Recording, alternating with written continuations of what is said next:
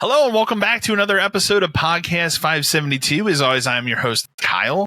I'm joined by Dan and super special VIP guest, Eric. Original bad boy. Oh, that's what they call me. Original bad boy. I'm glad you got my title correct as well. Super VIP. Yeah, that's right. No, I read it wrong. You wrote it as special VIP super guest. Yeah, that's me. So there you go. Yeah, that's my Christian name. There you go. Back for another one. Back in the saddle. I'm here. So I played a little bit. We'll talk about Mafia in a minute. I played a little bit of Mafia, but I got my life has been dominated by another simulator game for the last 2 weeks, and I bought it right after the last time we recorded, and it is Waterpark Simulator. Which is, I will say, for a game that is in early access, very good and pretty much very polished. There's only a few, the only real bug I've seen in the game is sometimes when you walk under some of the crazier slides, you will get stuck. And the way the game compensates for you to get stuck under it is it just pushes you up on top of it so you can go over. So That's the only, of everything else I've seen in the game, that's the only bug that I've really seen in it. Is this one made by any of the people who've made any of the other ones? I don't believe so. Interesting. The other thing I know, and I've every review mentions this on Steam because the Steam reviews are very positive, but they clearly use a really shitty AI generated banner for the game. Sweet. So that is not a great first impression when you're looking at it on the store, but there was enough super positive reviews, and I saw somebody else stream, and I was like, all right, I'm in the market for another one of these to dominate my life at this point, so I'll try this one. It's great. One of my favorite things is so you start, it's like any simulator game. You start with a small broken down area, and then you expand. You start with a shitty pool, a shitty diving board, a shitty slide, and then you build those up. But then you also have people that will do nefarious things, and this game's way to take care of them is to just shove them. Sure. So kid will come in and start graffitiing on the walls. Just shove that person. There's also an aspect where you'll get people that will get on a diving board and they're too afraid to jump. Just fucking shove them in a pool. Oh, just who cares, man? The game has that. You're holding up the line. The game has that dumb skate ragdoll physics engine that makes it even better. So you can be running through the park and you might hit a diving board and just go flying and ragdoll somewhere for a second. And it works exactly like one of those. People will have, water will come off them. You got to mop the puddles. People will vomit somewhere. You got to clean that up. Yeah. Sometimes people what's shit happening at this park. Yeah, right. You have to constantly maintain the different buildings and repair them. You can hire those people. You can hire a lifeguard after a while because one of the things I find really dumb in the game is you'll have somebody jump in and then they start drowning and shit. And they're right next to the ledge. They could just pull themselves up. I can't do it. You have to run across your park and throw the lifesaver in. Now I have a lifeguard, so he just runs and does it, so I don't have to worry about that. You'll have to, in the beginning, another thing you can differentiate, which leads to fun, shoving these people in the park, is you could sell them either a pass just to use the pools or a special pass that allows them to use the slides. So, people that have a red wristband aren't supposed to use slides, but they might do it anyways. Oh. And the solution there is you shove that motherfucker. The whole game, it should just be shove simulator at this point, right? Shove them. And you can upgrade that so they really go flying like later on in the game. So that's good. It is great though. Like I've had a blast with it. Can you launch people like Roller Coaster Tycoon style? Like just send people? Not probably. So the game works on a 5-star tier system for your park. I'm almost to 4. So it doesn't let you like customize the slides. You just kind of that is pre-built. They're pre-built, but they get crazier as you go. You only run one park, like you don't. There's not like scenarios or anything where like you have a different park. That's coming. Okay, it's early access. If you look at their roadmap, that's a little bit later down the road where they're going to have that. They're going to have a whole there's a whole money management part that's coming to it. And then there's something listed that is like mafia storyline. Like I don't know what that means, but I'm into that. So sure.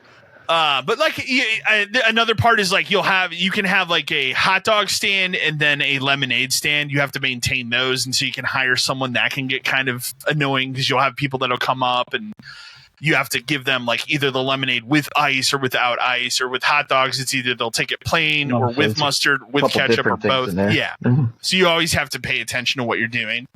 The other thing too is like you'll have people that are that'll come into the place stinky, and you get a squirt gun. You have to shoot them to get away the stank. No, you shove those people. You don't. You shove them out. I will say I have not used it yet, but I just unlocked a taser. At a water park, that seems dangerous. There are people. So like, oh man, put it in the water. There are also like creepers that'll just like take. I'm trying to remember what the term they use in the game, but they'll just run up and take pictures. You have to shove them too. So like, the game doesn't indicate that they're a creeper, so you have to pay attention. So like, for example, I'm working the hot dog stand, and this woman's in line. All of a sudden, this dude runs up, and you just hear like the little like lens flash or whatever. You see it go off, and he runs away. I'm like, oh shit! Had to go shove that guy. Shoved him in. There's a lot of things going on in this game. There is a lot going on. Like, it keeps you busy for the entire day. I guess there's never so, a point when you're just standing back like, man, there's nothing to do. I'm sure when I hit level 5, it probably will get to that point. But when like do you get right a now, gun? Maybe level 5. All right, sweet, I haven't looked at what you get at that level, but I've had a blast with it. Like, it's dominated anything else that I've been playing because I downloaded it and then it's like every day I've been like, just play an hour of that. Does anything happen if you put the taser into the pool? I haven't used the taser yet, so I don't know. Man, you need to report back. Yeah, I didn't see like, whoops, everyone's dead today. No. I will say, so if you do not save someone from drowning, they just fucking like it doesn't say the game because it's a PG rated game, but it's clear they're fucking dead, just floating in the pool. And then the ambulance shows up and takes them away, and it comes up on the screen just like, here's a fine for this person, and that's it. It doesn't tell you that they died, but they're clearly dead. Yeah, so it's great. Man. I've had a blast with it. So that has destroyed my time with literally everything else.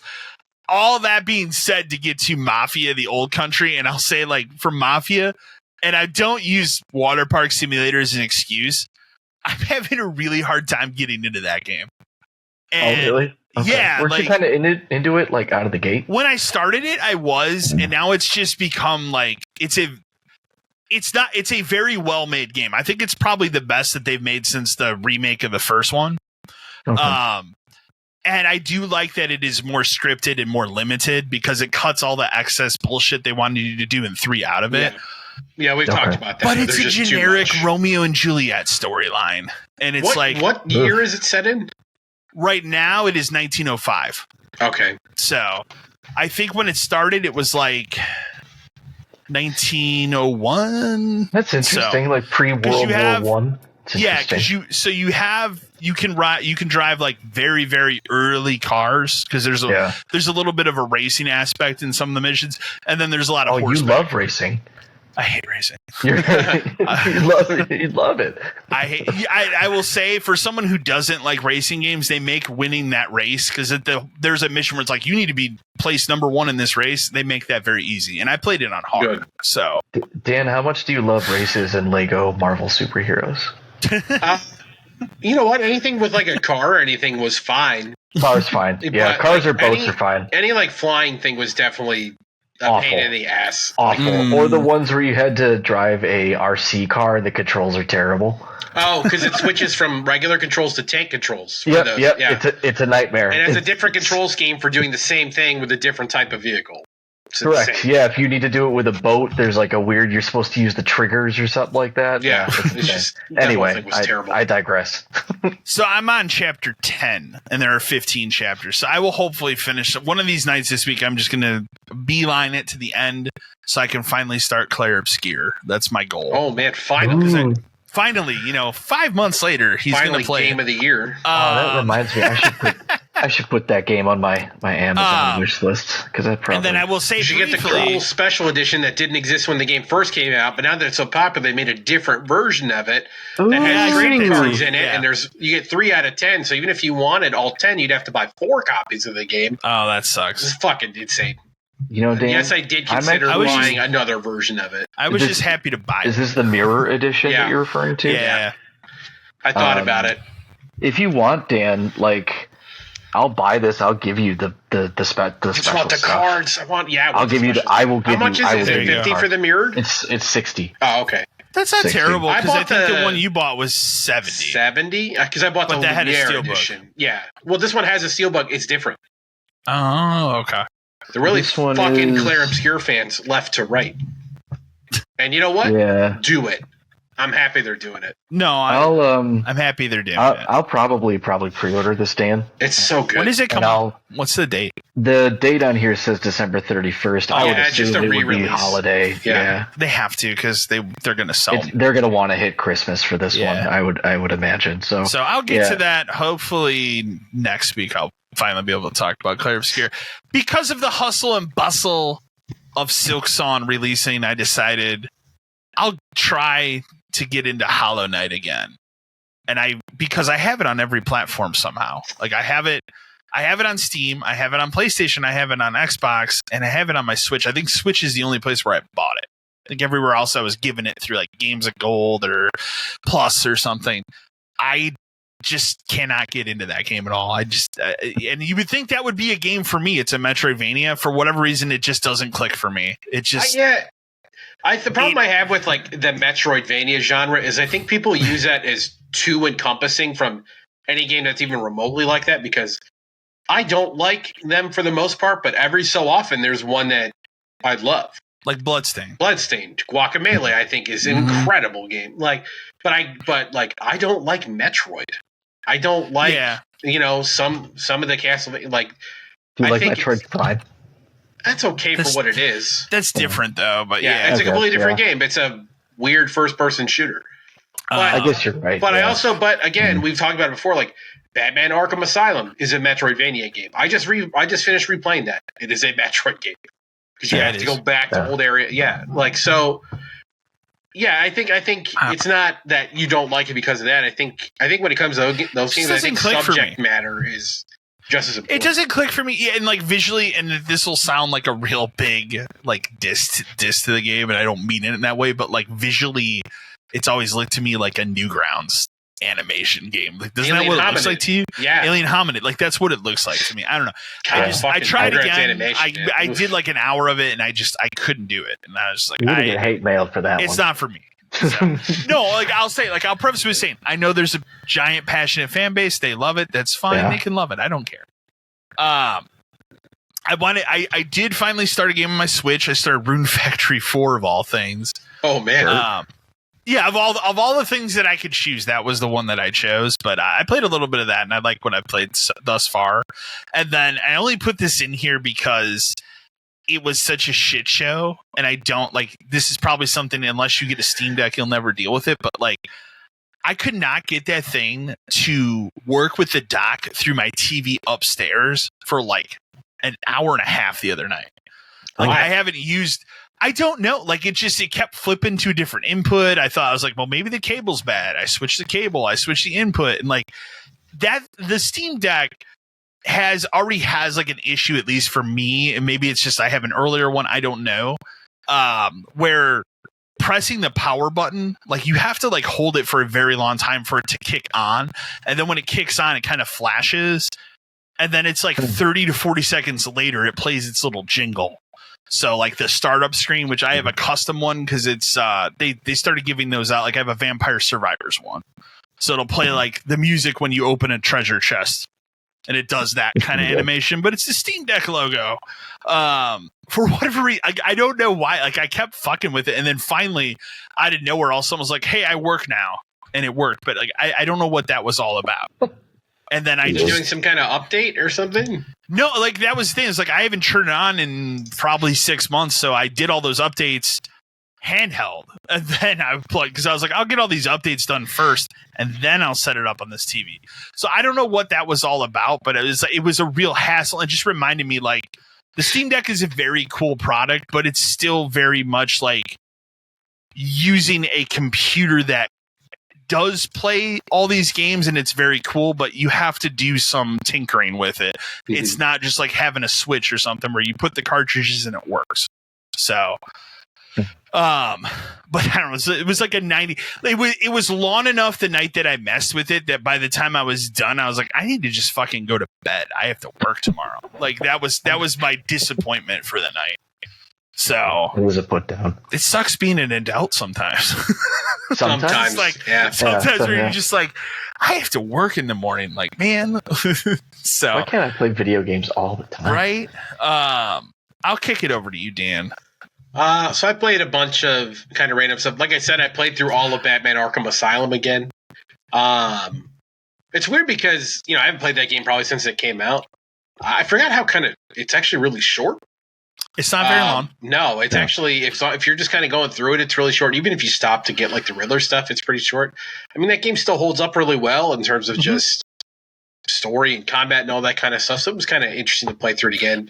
And you played that Return to Arkham version? Yeah, I bought the Return. They've sold that for like $5 for a long time. Yeah, I think that's what I paid for. I think I paid $6 and you get all three of them. Now that it's been patched up, I think it runs pretty good. I would assume. I think I only ever had like one or two, what I would call like hiccups, I guess, and maybe. Sure. And I had one where like I got stuck in something. Okay. Because the game it's very. You can only like grapple to certain things, but sometimes the angle you do it at, the game really kind of doesn't like that. But yeah, I completed that. I forgot that, I didn't forget the whole like Joker fight at the end, but that part's very short too. Like it's just kind of like beat him 3 times. It was an odd pretty simple. It's an odd ending to that game. Now that I've played it again. Yeah. So there's that. I'm 1 trophy away from finishing Borderlands 3, just in time for Borderlands 4. It's the only problem is it's arguably one of the worst ones because it's a weird. I'd never done this before when I played it before. It's a weird like pseudo battle royale thing in the game where you're on a team and then there's other teams and you have to, and it's got like the shrinking cloud and you have to get weapons and all stuff. But the other teams are just enemies in the game. Okay. So it's a weird, almost like cop out thing. But it really made me think. It's like, I'm kind of surprised they haven't tried this. Like, wouldn't if they just came out after 4 came out, they said, hey, this DLC is 60 players and it's 15 teams, like almost like I don't know if I would say Fortnite necessarily, but maybe more like a Apex or something. Okay. I really could see. I'm kind of surprised they haven't tried it because I feel like it would work very well just based on like all the guns and all the weird shit and all the different. They can make all these different characters that have different abilities and stuff. That being said, this mode in this game fucking sucks. It's terrible. And the problem is the last trophy is like you have to play this thing many, many times because you have to. You have to extract weapons from because they take all your stuff away. No thanks. So you have to start from scratch and you have to find them and all this stuff. Then you have to go to machines and put them in, and then you have to finish, and then you have to take them out. You have to get 100 of those. On a good run, you might get 8. Oof. And that's if you kill the boss, and that's if you get good weapons, and that's if the cloud thing doesn't fuck up. It's bad. That sounds great. It's just the worst like final thing to do in this game before I have to essentially do it all fucking over again with Borderlands 4. you sound really excited about this game that you're going to buy day one. Pre-order now, out September 12th. Borderlands 4. So there's that. But the problem is, there's that. And then, because Digimon Time Stranger's coming out, I haven't finished the Hacker's Memory one, so I've been trying to blow through that. I forgot that this game, I'd only gotten a couple hours into it, but I imported my save from the last one. I forgot, these games are a slog. Not in a bad way, but it's tons of narrative. It's tons of exposition dump. Everything. Visual novel. It kind of is. Everything's a menu. To platinum it, I have to level and de-level Digimon over and over and and over and that's after I've imported my save from the first game, which cut out more than half of the work. I still probably have 20 hours of work left. Which it's fine. I like the game enough, and it's a good Digimon game, and I need to get space for the next one. Yeah. But I was telling my buddy that I hated the fact that there haven't been too many games this year I've actually been I need to get it. I need to get it right away. Clear Obscura was one. Battlefield 6 is my only one. Right. So there's a couple here and there, but for me, Borderlands, Digimon, and Final Fantasy Tactics all hit in the same month. And then after this, I don't even think I have anything, which sucks. I want all three of these, and all three of them have. Well, Borderlands and Time Stranger especially have a special version, which if I don't get it right away, it's gone. That's what happens, I feel every time, though. Yeah. Is it's always there's 1 month of the holiday where it's all three of these come out within 3 weeks of each other. For me, this year, it was September. Everything is just in 1 month. Which kind of sucks, but it is what it is. Other than that, I have played... I played a lot of Tetris Effect. Is that? Did you have that, or is that on? It was a plus game. It's a plus. Okay. Game. Okay. So, so I've been playing a ton of that. I mean, it's just an incredibly good version of Tetris, which has any kind of mode you would want. Gosh, yeah. It is the best way to describe it is if Tetris and Lumines had a baby. That's what this game is. With all the Tetris gameplay and all of the Luminous, the visual style, and the music and all that kind of stuff. The only problem with the visual style is sometimes the pieces are hard to see because the way that they look, true. It's who the fuck designed this? Sometimes it gets stroby, or there's some that's meant to be tribal, and it's okay, it's a drum. It's okay, but I can't see the fucking drum. They all right? pulse, or they look like clocks, but I can't tell where the holes in the field are. It's sometimes the Tetraminos look like it's a mess. Not Tetraminos. Yeah, it can be a mess. Yeah. But overall, it's very, very good, and a good chill puzzle game while I wait for new Lumines, because I definitely want that. We finally started the Platinum Anthem run. Let me ask you. So is that be done by January? Is that also to take a break? Because Borderlands is out this coming week. You probably don't want to jump right immediately into Borderlands. I think we're going to. Oh no! Fuck it. I don't care. With Anthem going around in the background. Anthem is the side thing, and Anthem is you never played it, right? I played whatever the demo or beta and said no thanks. So Anthem is a bad game. I know it is a weird combination of lots of other games that are similar to it, but bad versions of all of it. It's a bad version of Destiny. It is parts of Outriders. Flying in the mech suit thing is not fun. It's okay, but it's not easy to control sometimes. Sometimes I just fucking fly into trees, and the game will you just dead stop and hover, and then you can fly again. But you have to fly through waterfalls to cool yourself because we have to liquid cool or so. Gameplay is just repetitive. It's go here, shoot this. Go here, shoot this. Which at the end of the day, I don't hate all the time, but if everything else around it is not great either. Crap, I could care less. It tries so hard to copy Destiny. It's crazy. There are 3 factions. There's these 3 leaders of these factions. You go to these guys. It's just because isn't that part of the game in first person? Yes, and it's jarring. Okay, I forgot about that. But then when you get into the mech suit, obviously when you choose to leave, third person, then it's all third person, and you can't change that. They never did a quality of life I don't think the game would be playable in first person at all. Okay. Just because of how much you have to fly and all this stuff. Yeah, it's a mess, and I don't like. We gotta. We're also. Yeah, what do you have to do a lot to get that platinum? Every collectible. No. Boy, but basically, it's play through the story on a hard and then clean up. We're already experiencing a bug where there is mission or challenges you have to do with the weapons where it's like get 50 kills with these weapons or whatever. We can't track them because that part of our tracker does not exist. Does that game have like open areas like Destiny where you meet up with other people? Are there people sort of? Are there people playing that? There were 2 people. Okay. And it was like you have to go to I forget what it's called, but like the garage where everybody's suits are. And there were 2 people just kind of sitting there doing nothing. But then you go into this little town thing and there's nobody else there. It's just, I guess I can kind of see what they were going for, but like it's clearly like why it's not around anymore. My favorite thing is you boot it up and it's the first thing is, hey, we're shutting this off in January.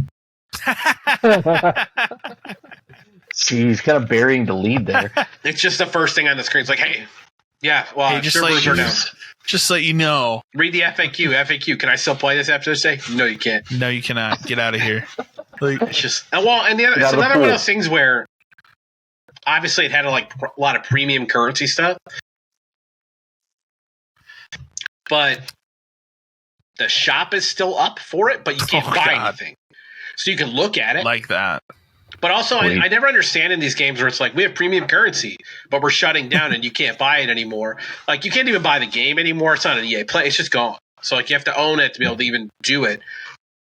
Why not give all this shit away for free? Who cares? I've never understood that with those types of games. Marvel Heroes did shut it down anyway. Marvel Heroes did it. When they knew that they were going to shut down, somebody at that company said, fuck it. And they made every character was free. You could get everything was free. So it's like, have fun with what's left of the game. Yeah. And then they last 90 days or something. And then they shut it down a month before it was even supposed to shut down. Which always killed me on that game because I could have had the fucking platinum, but they ran me out of time. But yeah, like I look at this store that's like, all these cosmetics and stuff. Make it all free. Right. Just like Avengers. Let people play with it. Yeah. Avengers game should have all been free.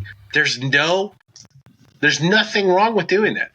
But we'll plow through this. How often? I don't know, but I was talking to him and I was like, we gotta get it started because it's sooner than you think. And EA typically lets things run until they go out, but they do. There's a possibility that you never know. Yeah. Because one day they could just be like, "Fuck it," or it could end up like Godfall, which I've been telling you about, Kyle. Where there's a problem with that game where the multiplayer just seems to not work anymore, and since that company doesn't exist, it's not like anybody's around to fix it. So there's that, and then last thing, I have some pickup stuff I wanted to show off. Something spectacular, but there's a couple cool things in here. So, first thing is I did pick up Persona 3 Reload thanks to Eric. $20, great, perfect price for that game. At some point, I will play that. Yeah, it's on the list for stuff eventually. I got some Game Boy Advance games. These were like 4 for $20, I want to say, and probably actually less. So like Dexter's Lab. This is just stuff I didn't have. Spider-Man. Ultimate Spider-Man. Ooh. Power Rangers Wild Force. But there we go. They were cheap, didn't have them. You know, I would prefer stuff with boxes, but Game Boy Advance stuff is hard to get. Yeah. I got some PSP games. I got Twisted Metal. Oh, head on. Not bad on there. Yeah, that game's okay. Yeah, and then Spider-Man 2. I recall that version being okay as well. Yeah, these were fine. Yeah. And for being PSP games, they were cheap. They're complete. Yeah, that's cool. Got some Super Nintendo games. I got Wild Snake. I've never heard of that. I don't even. It's like a puzzle game. I'm pretty sure. Okay. Tom and Jerry. Not great. That's good. That's cool to have that though. Yeah. This is a good one. What's the subtitle? Daffy Duck: The Marvin Missions. I feel like I played that. I probably. That seems familiar. These are just ones that I don't have, and they're not sports. You know, Family Dog, which was an old cartoon. I remember that cartoon. And then this is the one that's will shock you. That's worth the most out of all those. Beauty and the Beast. Yeah, sure. It's actually like almost like a $40 game for some reason. Weird. I got some amiibo I didn't have, which there aren't many I don't have anymore. But I got Pink Yarn and Green Yarn. Okay. Oh, I already had blue, so now I'm done with those. And then here's the coolest stuff. I don't know. I think I showed you, Kyle, but you'll enjoy it anyway. Donkey Kong in the box. That's complete. That's awesome. Box. That's cool. And an extra set. Oh, awesome! And I already have. I think 2 sets of these, but I didn't have it boxed. And they were cheap. I don't think I've ever played it. I have a bold statement. I have a bold statement for you, Dan. Yeah. I think you have too many bongos. Nope. Can't have enough. 4 controller ports, my good man. Yeah, there you go. It's too many bongos. But they were cheap and complete. And I haven't seen those complete in a very long time. So. Yeah. Well, especially with the box in good condition. Those cardboard boxes, man, they were put through some shit. Well, just kids didn't take care of them. They threw them away. No. And I didn't want to pass the chance on those, so I got those. And that's pretty much it for me. All right, what about you, special VIP super guest? The special guy, Emperor's favorite special space marine. Kind of all over the place like Dan. Been going through some of the True Trophies challenges on there. I went back and played Flow from that game company. That was an era where they... Flow... It was Flow first. Flow first, then Flower, and then they did Journey. Okay. Correct. Yeah. I had intentions of going into Flower, but I don't know how it escaped from my head, but I forgot somehow that game is exclusively motion control. It is. And which is not innately a bad thing. But especially Flow requires a lot of, especially if you're going for trophies, it requires a lot of precise movement. And motion control is not great for that. So I've got my wrist twisting around trying to get this stupid, cell-based thing to move around. I was able to get a chunk of them, but there's a co-op one. Apparently at some point they added co-op to that game. That's kind of crazy. So there's a weird co-op one, and then I think there's some weird thing they added with DLC from a different developer at some point, which I had no idea about. Because they were free for me to download, because I don't know if it's because I originally had them on PS3. But it lets you get a PS4 that's probably upgrade, why. Whatever. Yeah, I'm assuming that's what it was. I messed around with that. That was fun to go back to. It's been years since I played it. I was already playing through them, but I kind of went back a little bit more after the Bond announcement. I think we'll come back to that. But I've been playing the Uncharted games. I finished Uncharted 2. Uncharted 2 still Uncharted 2. The ending is still bad. The final boss fight is still bad.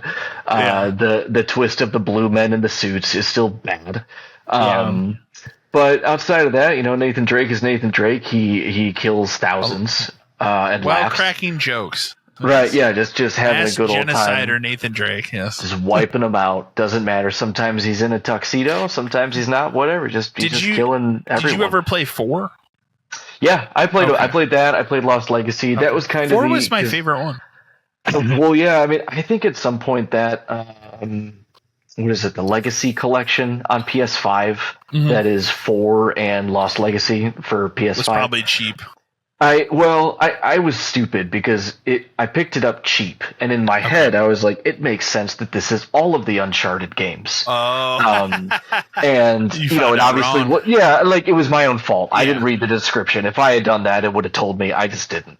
So I was like, well, me being a stupid person, I was like, well, obviously I need to start with 1 again, because this is probably my 3rd time playing the series. Okay. I mean, those games are just really fun to just play.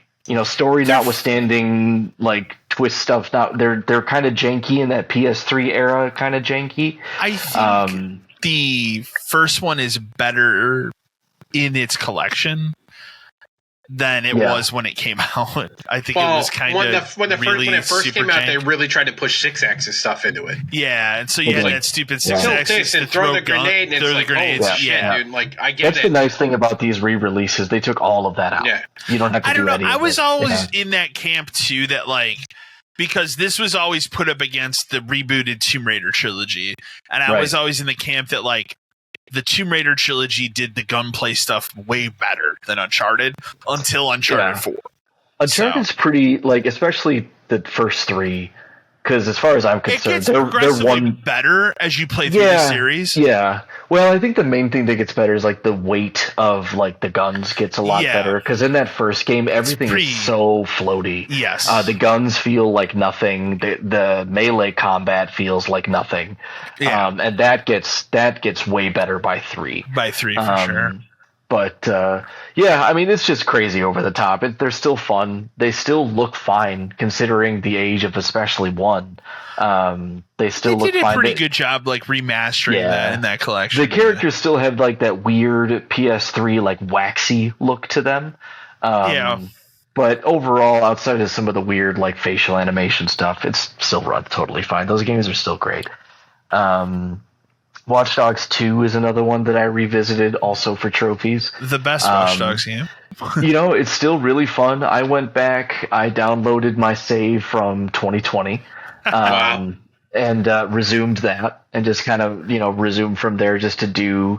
They had the season pass, or no, they had the gold edition that was obviously the game. And then the DLC. Whatever season pass was, yeah. Right, but that was $6. Yeah. So I already had the game, so I'm like, well, I'm just going to buy this because if you bought the DLC separately, it was like triple the price. I've done that before for Assassin's Creed games.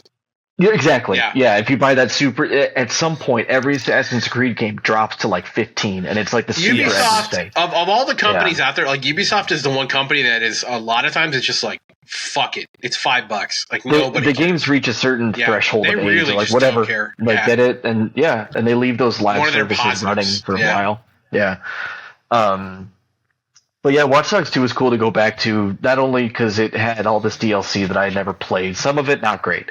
But the ones that I did play were fun. It took a good amount of relearning how to play that game, because I initially went back into it in my head trying to play it like a Grand Theft Auto, and it's not that at all. Like, you're just wiped out like instantly. Yeah. So I had to relearn how to use all the gadgets and all that kind of stuff. All that fun stuff.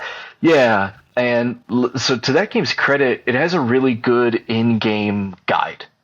I think I kind of remember takes you through like all of the different things you can hack, what they do, what the symbols are, how to do them.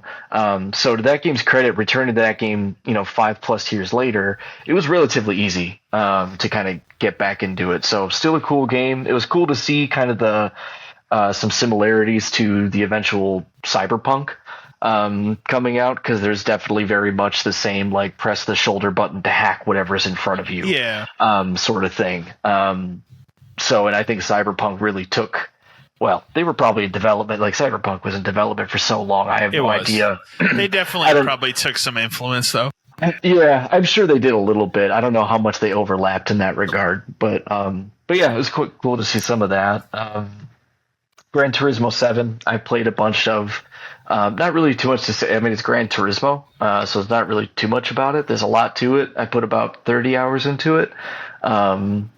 If you like racing games, I'll say that is the best one to get. just straight up, it's the best. If you're looking for a sim, that's the way to go. Especially with Forza getting shot in the head and rolled into a ditch. Gran Turismo is the way to go at this point.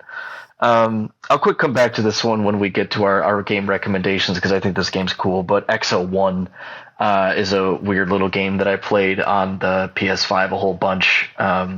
Physics-based kind of platformer / adventure thing. I don't know. It's a weird thing. I'll come back to it. I played a bunch of Time Splitters 1 and 2. Those games are weird to go back to. They're hard to go back to. They're a little difficult, yeah. Aiming in those games is terrible. Especially when probably half of the enemies require decapitation via a weapon. Because it's still N64 aiming. because it's still GoldenEye and Perfect Dark controls. Yep. Yeah. Yep. Because you have to hold one of the shoulders and then use the right stick to weirdly aim where it's on like a weird axis.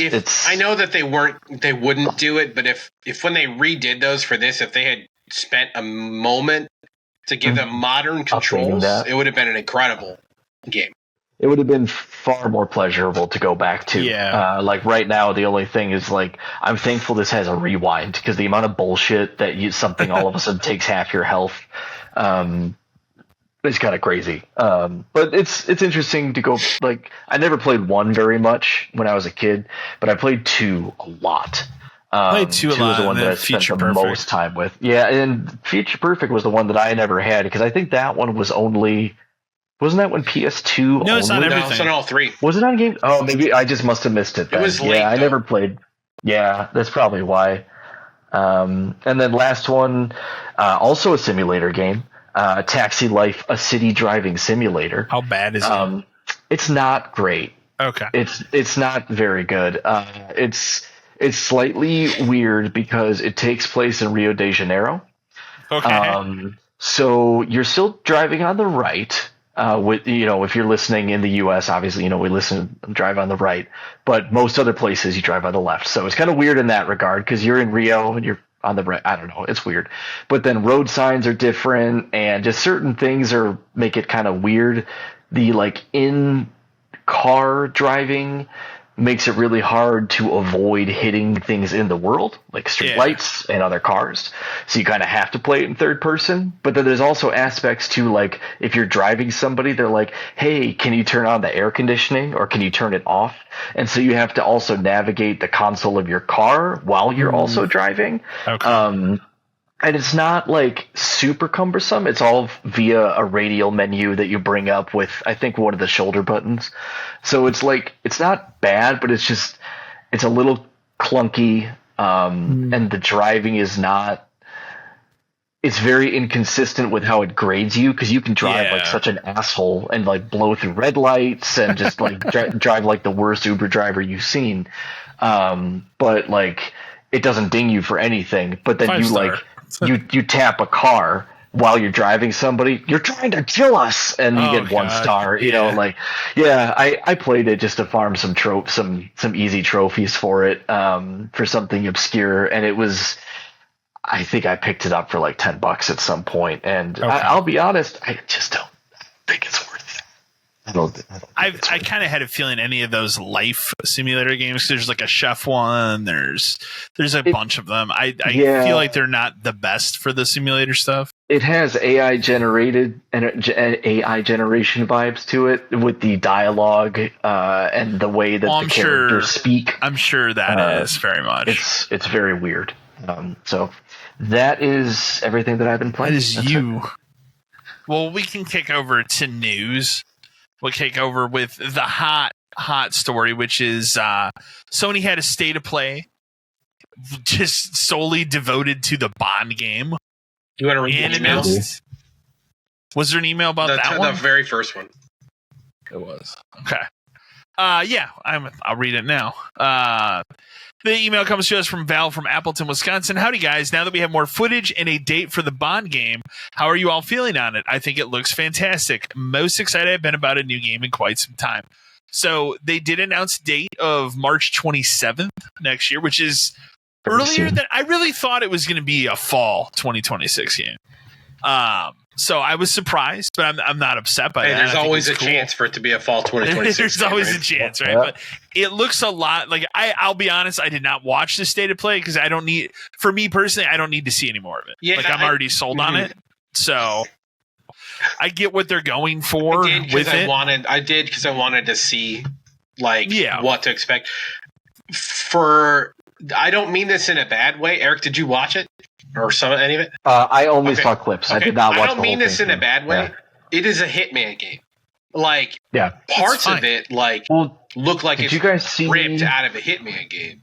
Did you guys see the story? I don't have this substantiated, so I don't know if you guys already. How they pitched it? They pitched it. I mean, they just pitched it. It's just Hitman with Daniel Craig's head on it. And that's how I figured it was done when they got the rights. Yeah. But for better or worse, that's what it is. But it also has driving sequences, which, to be fair, don't look all that great or interesting. I think they'll probably be close. Remember the Bourne game had driving? Yeah. It kind of. yeah. I don't want to say it's like that bad because Yeah, that was sure. kind of like an old like drive around the city kind of thing. But I'm not playing the game for the driving. I think that's an important part of Bond, and it needs to be in there somewhere. But that's not why I'm playing it. All I want is the motorcycle chase from Everything or Nothing. Yeah. That's all I want. Going down the bridge, I got flames coming out of the side of my motorcycle. So like the Hitman aspect of it is fine, but it does seem like they're adding like focused action sequences because Yeah. I think realistically, if you play a Hitman game, the goal is to not do that. You know, Yeah. Correct. but a Bond game needs that. And I did It see needs some those kind of things. complaints online where people were like, it has too much action and stuff. It's like, okay, I can maybe understand that you a watched little a bit. Bond movie? Like, I can maybe understand that a little bit because a Bond movie really shouldn't be 100% or even 60% action. Like there's more to it than that. But if I'm playing a game of it, I'm gonna need more action and more shootouts. Like I don't want the whole game to be like that, but it does seem like you can, for the most part, play it kind of how you want, and then you're gonna have to play certain parts like that. But that's fine. that's fine for what it is. They revealed the cast. I think it's good that it's all. I don't want to say it's not no name people, but like it is not Younger less actors. famous. known. Yeah. It's I'm sure people are going to be pissed because I think M is a woman in this in the end, but this other character is a different They've race. done that in the movies, though. I know, Like, but that there's doesn't- people always like to get pissed about this stuff. Yeah. But I don't know. I think it looks perfect. I don't know what a Bond game in 2026 would look like if it wasn't this. It's not going to be Agent Under Fire again. What was the last released Bond game? Isn't it the remake Legends? of GoldenEye? Was it Legends or was Golden- Bloodstone after? No, Legends. What about the remake of GoldenEye? When did that come out? That doesn't count. Oh, okay, fair enough. I mean, I'm just saying because like that's GoldenEye. Yeah, you're I not guess- talking about, you're not oh, talking about Reloaded, are you? That was an Xbox game. Legends came out on the fucking Wii U. Maybe that is what I'm thinking. Yeah. I don't even Legends remember. is the one where it's like 6 different movies. Bloodstone and was it's all during crap. Bloodstone was PS3. during the Craig era. Yes. Yeah. He's So- in it, I think. And that was like an original story, I think. Yeah, I think That he's was in its that. own thing. I have it behind me on the shelf, but I think that's the one that's like just isn't that just the Call of Duty engine? for that thing? that's Quantum of Solace. That's Quantum of I don't know. Solace. that's right. I don't did know. play. Maybe Bloodstone is too. I don't remember. Quantum of Solace was fine, but Seems okay. it's a weird game. Like the movie to was fine. exist. Yeah, Yeah. because it's the game is Casino and Quantum, but then they never did, and then Skyfall got put in as a bonus level in that fucking Legends you're right. game, and that might be the last one, or at least it's the last one. been a while. I feel like it's Yeah. been at least a decade since there's been a new Bond, big Bond game. So, Let's see if I can. and this is the right. Legends came out in 2012. Okay. The GoldenEye remake thing, been a long the time. GoldenEye remake thing, and Bloodstone were both in 2010. What was Dan? Give me this. Yeah. How many Bond games did we get between GoldenEye and Between 00, like the 64 one. let's just say GoldenEye 64 and Quantum of Solace 360. So there was a Tomorrow Never Dies game. There was a World Is Not Enough game. But that was when they stopped really making them as they came out. Because then after that, you got Agent Under Fire and Nightfire, which are both good. They kind of kept the legacy of GoldenEye alive.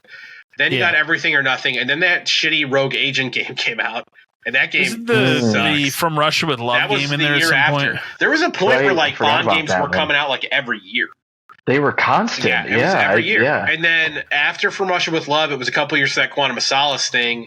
And then it was the GoldenEye remake and the Bloodstone. And then it was Legends, but I think Legends effectively murdered it. And then it got to the point where, because I think Legends is an EA game. I think so. And it was, That and I sounds think right. it got thrown up in the air of who has the who rights owns now? it. No, it was an Activision game. Okay. But it got to a point where well, who has the rights? Because remember, that's why it took forever for GoldenEye is going to be on Xbox Live. It's who the fuck knows? Mhm. Because Mhm. nobody knew who owned it or whatever. And then they finally got all that sorted a couple of years ago. But it's just nice that like it's finally like IO makes it. They've made a game very similar to it for the past decade. And very successfully, yes. I might add, and have continued to work on it and improved on it and know what they're doing. And they really did what so many other developers have not been able to do, is been able to have 2 sequels and be able to take that last one and make it like everything, right? All encompassing. You have every level, link all of it together. It's all the same thing, right? And so like now they just have this hub for Hitman. That has everything, the world of assassination, if you will. Well, the cool thing about them having Bond now too is now we can like go back and forth between these two. So it's for sure. If they Hitman will probably be the next thing they make after this, but that's probably 5 years away. It's cool to think because what you can do so much with this Bond game, because they've done in Hitman, they've obviously had special assassination targets, right? Mm-hmm. Like how many? Like you could literally have one for every single Bond. It'd be very cool if they did that. They could work something out. You could easily go through everything. Like have a special event with Jaws, right? Or like or Blofeld or whatever the case may be. Right, and it's a special cool like one-off Easter egg kind of a thing. Be interesting. Yeah. So I'm very excited for that game. It's probably my most anticipated thing of next year by far. Even like in a world where Grand Theft Auto 6 probably comes out next year, like I'm far more excited for something like Bond than Grand Theft Auto 6 because I know even if GTA 6 is bigger and better than 5, which it has to be, it doesn't necessarily excite me. Like because I still know what it is. I'm glad you said that because I'm very much in the same boat of like I have no hype for GTA 6. I will play GTA 6. Like, without a question, I will enjoy it. I will probably put 100+ hours into it. It's quintuple A. Yeah. Right. It's quintuple A. You cannot beat that's a lot of A's. Yes. You can't do more A's than that. Well, the only other game that's even more than 3 is Skull and Bones. So that's correct. It goes GTA 6, Skull and Bones, and everything else. It's crazy. Yeah, what a tier system we have now. But I'm in the same spot. Like GTA is like something that I will play. I have always played since San Andreas. But it's not something where I'm just like, they delayed it. I can't do anything because they delayed it. Like it is what it is. Every time it's delayed, we laugh about it, and I say, "All right, whatever. I can wait another." It's also the only game that company's going to make for the rest of its existence. Yeah, it's the last one. They don't care. It is the last. They don't care about anything other than Red Dead. And even then, they don't care. They need to put out that PS5 version of Red Dead. Where's my 60? That'll be after this. My sweet ray tracing. Once this is out and they've got that stuff done. If this gets delayed again, I could see them putting it out though. Yeah, keep everyone happy for a few more months. AI can do it. Gross. Hideo Kojima's already written the concept for Death Stranding 3, but is not making it right now. He's working on that 5-cent game. I don't know. I told you, and like without spoiling anything about Death Stranding 2, it ends in such a way where like you could continue the story of Death Stranding if you wanted to, or you could also look at it as a perfectly acceptable ending to that. But just let it. Either way he goes, I would not be upset. So know they're going to make another one. I feel like he probably will. Probably, but I don't think that's next. I think there's probably multiple things in between. Although that Xbox thing is probably dead, right? Probably. Right? They keep saying it's the one thing that's alive. No, it's dead. But then think about it's a good thing Microsoft has never lied to anyone. So let's think about this for a second. Here, since you bring up OD, the whole purpose of that game is supposed to be because it's built again. It's one of those built harnessing the cloud of the Xbox and whatever. But remember, Xbox puts their games on everything now, so I guess that game's going to harness those cloud servers on a PS5. I'm an Xbox. The cloud also doesn't work, so sweet. True. That was proven in the Crackdown multiplayer, like bullshit. Couldn't get it to work. Yep. It did not run very well. That's why the single player Crackdown was just Crackdown 1 again, and that was fun. Like I will say, like it wasn't memorable, but I enjoyed my time with that game. So Like, I'll always it was just Crackdown. It was just Crackdown with seriously. Terry Crews. So that was fine. But yeah, like I said, I think he's going to do 5 Cent, and that's probably what he's working on. But that OD game, I have no faith that materializes into anything. I think that's going to be quietly shoved under a rug. Kyle won't forget. No, I won't forget, but the people will. Nintendo reportedly almost discouraging Switch 2 development as studios told to launch games on Switch 1 and rely on backwards compatibility instead. So crazy. So there are still, like, if this tells you how crazy that is, but like, there are still development studios that don't have Switch 2 development kits. I don't. Still. How is that even possible? And the system's been out for 3 months. Right. 2 months. So, like, how does that work? But what's the logic behind it? I don't understand. I don't understand. Because they still want to sell Switch units, so they're telling people make Switch games first? Do they have, like, a huge warehouse that they need to empty? I would guarantee the there's probably a lot of Switches that are unsold. But wasn't it all the Switch 1 stuff that went up because of tariffs? I mean, everything's gone up. No, but I'm saying specifically when they put that out, it was like the Switch 2 hardware wasn't going up, but it was Switch 1 systems and controllers and stuff that went up, if I remember correctly. No, I mean, Switch I didn't know if it was that or PlayStation. It was the same. PlayStation, they finally did the console. So, yeah. Which I was in a Walmart this weekend and I saw more PS5 and PS5 Pros than I've ever seen in the store, and that's probably why. I see Switch 2s in stores every time I go. I have run into Switch 2s at Walmart. I run into the same, like, the dust gets thicker on those Xboxes every time I go. They sold the Switch 2s. As that section shrinks and shrinks. Mm-hmm. They've sold what they're going to sold for now. Around Christmas time, they'll sell more again. But it'll sell. Oh, yeah. They need to have another game. Like, they need to have Mario Kart was not enough. The second game is already past its prime. Like, I feel like people praise Donkey Kong for like 2 weeks. I was going to say, what happened to Donkey Kong? Nobody talks about it. I don't hear anybody talking about it. Not in the way, like, I feel like when like Super Mario Odyssey came out, people talked about that. People talked about it for at least a couple months. Whereas like Donkey Kong, I don't hear anybody talking about it, and it was like really hot for like 3 days. Yeah, for like 3 days, everybody's like, "Oh my god, this is the greatest." It's weird to me now that where it's beginning of September and we have not announced a direct of any kind, like a big, like, notable. There was an indie one, and that was it. Like, we're right around the corner from the holiday season. It's time. So it's crazy. And I don't know what they're doing. Metroid Prime 4 is not a big deal. There are people that will buy Metroid. Of course. There are people that will buy the Metroid, but that's not enough for the general Switch or general Nintendo audience. It's not enough. You need to have like a Mario or something. No. So, because I mean, clearly Donkey Kong wasn't enough. Nope. So, did that game sell well? Did Donkey Kong sell well? I would assume it did, just because it was your only other fucking option. Right. Well, remember the Mario Kart World attach rate was like 98% because it's like, that's the only game. Well, what else are you getting? Fucking came with it. Yeah, and I feel like this. It's like saying Wii Sports sold probably a lot. The same no thing. Shit. Yeah. In the box. Massive successful Wii Sport. Yeah. You bought a Switch 2 and didn't buy Mario Kart. I don't know who the hell you are.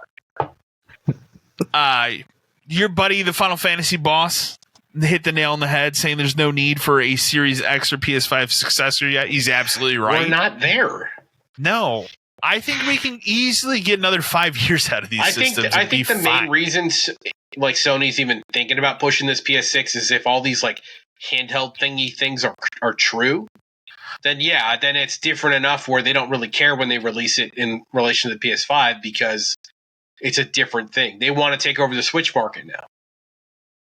Yeah, they have set their sights on the portal works.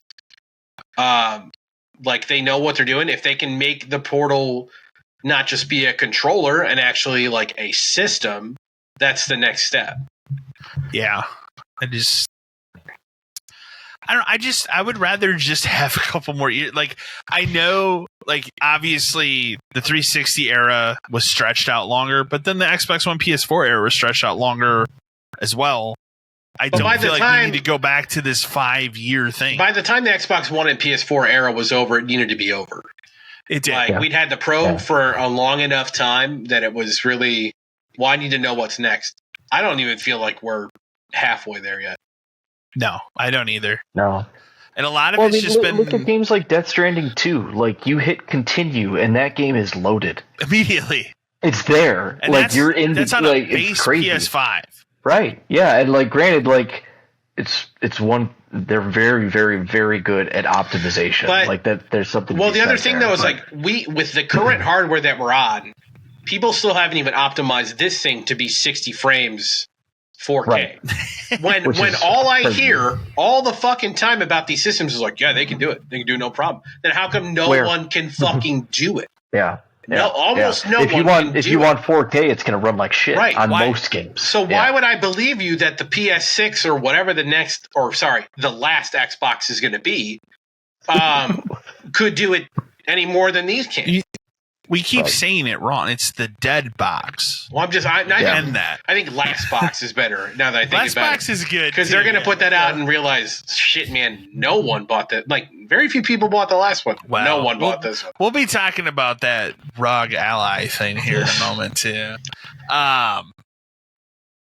Skate is coming out soon. Finally, the free to play September 16th.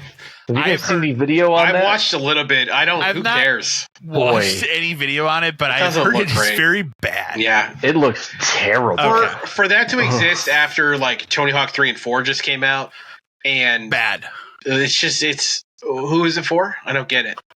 Like, this is not what anybody wanted. I'd rather wait. That was the thing. It was like those kids, if you go back years and years ago, those kids that were trolling on Instagram for years, Skate 4, make Skate 4 happen, and it'll bring my dad back. All those jokes and all that stupid shit that they were saying. But the thing is and they then didn't. EA was like, let's do it. But when did they make that decision? They made it in that stupid era of everything needs to be a free-to-play live service experience. And that's why now, a decade later, you're getting it. People didn't want Skate 4 to be this. They wanted Skate 4 to be Skate 3 with new places and new skaters and, like, new stuff. Like, that's what they wanted. Yes. Don't you remember the copies and copies and copies of Skate 3 we would sell at the store? And that was could never keep it in 3 to stock 4 years ever. after that game came out. Ever. We would get remember, we would get in new used copies, converted copies. Mm-hmm. Well, remember when they were like, we're done fucking printing this game. And immediately when they did that, GameStop was like, all right, this game is $45 now. And because it used to be, because it was a platinum hit. So it was a $20 game. $20 game. That we would sell out of weekly. 2 copies at a time in a distro, and it'd be gone immediately. Like, there were certain games that was just always the case. How many times would the mom come in with the kid, Skate 3, like, constantly. So, but again, those kids that grew up. If you want a skateboarding game, I don't understand why you wouldn't just buy Tony Hawk 3 and 4. Right. I think they already did. Or even 1 and 2. Or both. Yeah. Or just wait for them to remake Thug. Or wait for them to make a new one. Like, the thing is like, obviously there's danger right now in making a new Tony Hawk game. Because the last time we tried it, didn't go so well. But Tony Hawk 5. Have these guys make a new one. You have the right team now, because it's clear that Robomoto is not the right team to make Tony Hawk's Pro Skater 5. Now, here's a wild thought. What if we remake Tony Hawk's Pro Skater 5? Wow, now we're talking. Now we're getting fucking crazy. So I'll tell you, first thing, get rid of the Grind Slam. It's out. Remove it. That was the dumbest one of the biggest missteps I think I've ever had in any video game I've ever played. The Grind Slam. It was so bad they had to patch it out. They patched it out. Yeah, they had to change it. And then the stupid fucking decision of like, every time you load this game up the first time, you're going to be in this online server where other people are skating around. I don't want that. Or what I'm here for. If that is what you want to do, let's say that's something you wanted to do. Yeah. make it an option where I set that on the menu BIOS to say like load me into single player or online. 2, don't load me into the first level, which is a small warehouse. Load me into a giant fucking skate park, which is more like a hub thing than an actual level in the game. Wouldn't that work better? Right. And also, and here's key. Here's step 3 to this plan. Make it actually work. What? Because it never fucking worked in Pro Skater. The only thing that game had that was alright was its soundtrack. Yeah, but like you would get in, you'd crash out, you'd be stuck. People would leave, the server would shut, it would restart. No. You'd load in and people are stuck in a half pipe, they can't get out. But again, it's because they tried to load you into a tiny warehouse level. No, load me into a giant skate park where we can just hang out. And then if I want to go to a level, I can go to there's just a huge also disaster. The team that made this the 3 and 4, they also proved it by making that Waterpark level. Right. Like, that level is incredible and feels right like it's right out of that era. So I think I would say just give them the shot. I still think the path is Thug. You've done it twice. Now do Thug and do Thug and do Thug 1 and 2. Don't separate them. Do it together. Yeah. Mm-hmm. But just because you can, I would say just do them together, and then once that sells, then you're free to go. Because we've talked about it before. You don't have to remake American Wasteland. You don't have to remake Project 8. No one will ever touch Project 8 again. I think after American Wasteland, you're good. Like, that's the last one. I really like American Wasteland. You could touch that if you wanted to, but after that, the 360 era. By the time we get to that point, we're already at a point where you've proven it 3 times. You can do what you want. Yeah, I agree there.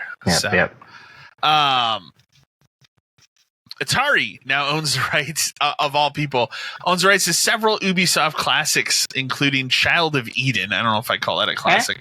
Cold Fear. This was my favorite one. This is why I put it in here. Resident Evil Boat.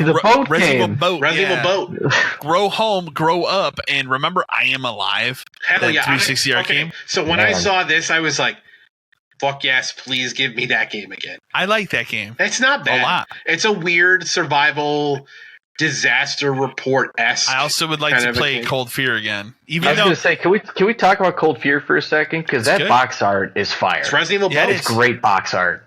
It was. I remember we put it in the system at Game Crazy when it came out because we're like, all right, let's see what it is. And you play through a little bit, and you're like, it's Resident Evil 4 on a boat. That game is one of the only few original Xbox games that displays in 720p. Awesome. It's on original Xbox. Man, I would love to play a remaster of that. Very good game. I'm hoping that's what this means. I'm hoping it's like, give it to Night Dive. We've got this. Yeah, we've got this stuff. Yeah. We can if you put out. Obviously you don't have to do physical versions of this shit, but do it. Call it a whatever classic, and here's Cold Fear. Here's I Am Alive. I just charge like $20 a piece and just move on. If that. Yeah, I can see that. 15 to 20. Yeah. But it is very. I laughed when I honestly didn't think anybody else remembered I Am Alive, because I remember actually being. I remember playing a lot of it. I remember being into it before it came out because it was a live arcade thing, and they were like, you climb these skyscrapers, and it's because I'm very into disaster report games, so. Remember at that era where they would fire on all cylinders when they do the Summer of Arcade. Arcade tried everything, and Microsoft was smart because they would identify 4 or 5 games that were obviously going to be bangers. Something, something, and they would save them, and they would literally make an event out of it and be like, June, you've got this. 2 weeks later, you got July, this. 2 weeks later, you got this. Yeah. Man, Summer of Arcade was so good. Well, Xbox Live Arcade used to be the shit, man. They would get all kinds of crazy stuff. Remember, that's where Sonic the Hedgehog 4 came out. That's where my Castlevania game came from. Yeah, our Castlevania game. Multiplayer one. Yaris. Was it Minecraft one of them? The Doritos game. I think so. Later, it was actually. Yeah, but they would just really get Super Meat Boy good stuff to get. Yes, that was Super one. Meat Boy. What was it? Explosion Man? Yeah, Explosion Man. What's the Metroidvania? Yeah, it's really good. I know what game Guacamelee you're talking about. Was one of them. Shadow Complex. I think Guacamelee was one of them too. Yeah. There's just a ton. It totally was. There's just a ton of great games of that era. And then they lost their way by Game Pass. Well, Statistics. Hey, they've got bangers coming to Game Pass this season, I heard. Tell me how many. One, Tell me. Call of Duty. Wow, that doesn't sound fun. You have the previously was going to be $80 everywhere else. Now back to 70. Outer Worlds 2. Was 80, is now going to be 70, and I'll pay 30 next year. Correct. On PlayStation. Correct. Yep. Man, Warhammer 40K Space Marine 2. Year 2 roadmap. One of our favorites. Yeah, hell and remember, we talk about this all the time. Squad. None of this makes any fucking sense to me because they've announced they're making a third sequel. game. It's the craziest. Why do they keep adding stuff to this? This game has so much stuff as it is. Like I said when we were playing the last time, the only thing that I can think of is that 3 is a lot further off than we think. It must be. I think it probably They just is. added Like, it's Horde the mode to only- this game. Right. So, like, it's got to make me think that, like, 3 is probably a 2027 game. Right. Probably. So, like, if they can run people to, like, within 6 months of release of the next game, what a great way to dovetail into, hey, that sequel's coming. There's a whole bunch of the only promo shit in 2. Downside to that is I now expect 3 to have all of this. Yeah. So if 3 doesn't have it at the start, then why do I play 3? Why wouldn't I just keep playing 2? Because it clearly has so much content. I would imagine it has to. It has to. Yeah, like it's got to have the new class. It's got to have all the weapons. Because realistically, all I expect from 3 is new story mode, and maybe obviously new levels and stuff like that. But it's just insane. Because what all's in this? There's classes. So here I'm going to run it down. So in the year 2 content, you're getting 4 new operations and a new siege map, which is the Horde mode. Yep. 2 new Eternal War arenas, which should be multiplayer. New stratagems and Hellbrute Onslaught game modes. A new playable class, which is the Tech Marine. Dope. New weapons and free unlockable weapon variants for existing weapons. New enemies and bosses. What is that? Are they going to bring? Do you think they bring the orcs in?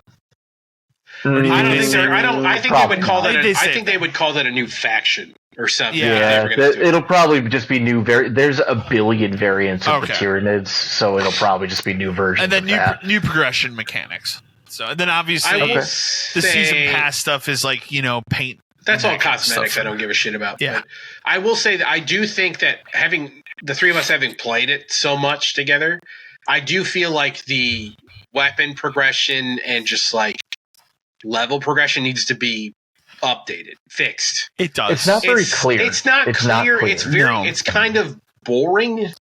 The weapons. How many sessions did it take us to discover the fact that you could trade tokens for?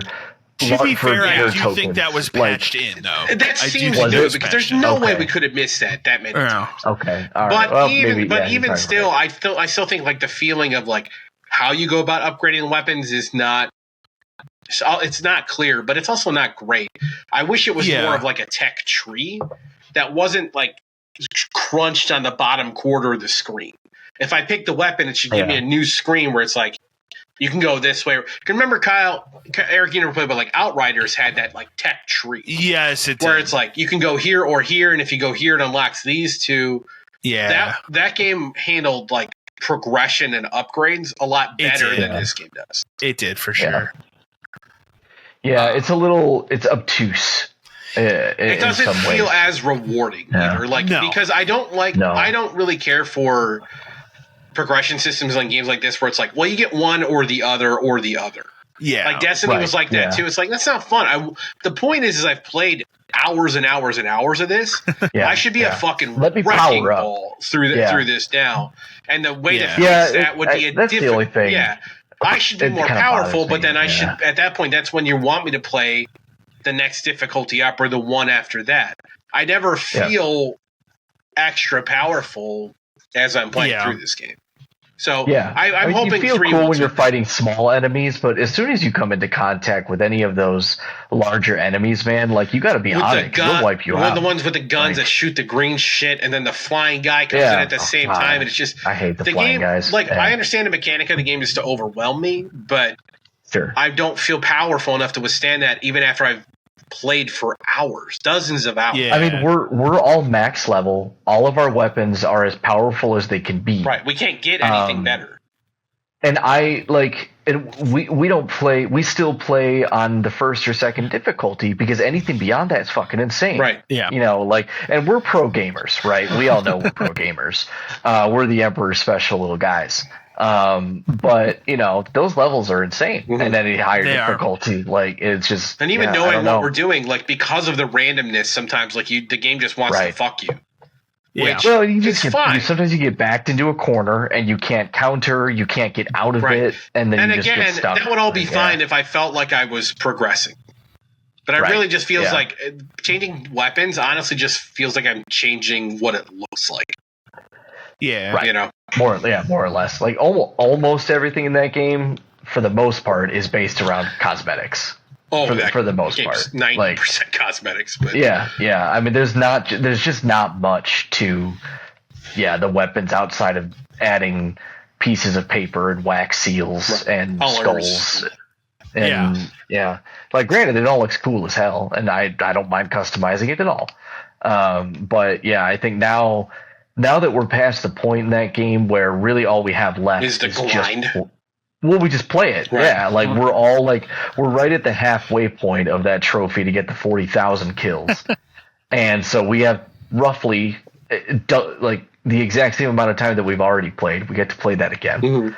And it needs to be there's methods to speed that up, but That's true. True. But yeah, in terms of we had to level all this class all the way up. We've invested a lot of time, and I don't feel like the reward justifies how much I spent. So I'm not saying I'm not complaining. I love the game. I think the game is fantastic. Mhm. And I think it's the best Gears of War game I've ever played. In terms of Without just a doubt. how it feels, how it plays, how much the game gives a shit about itself.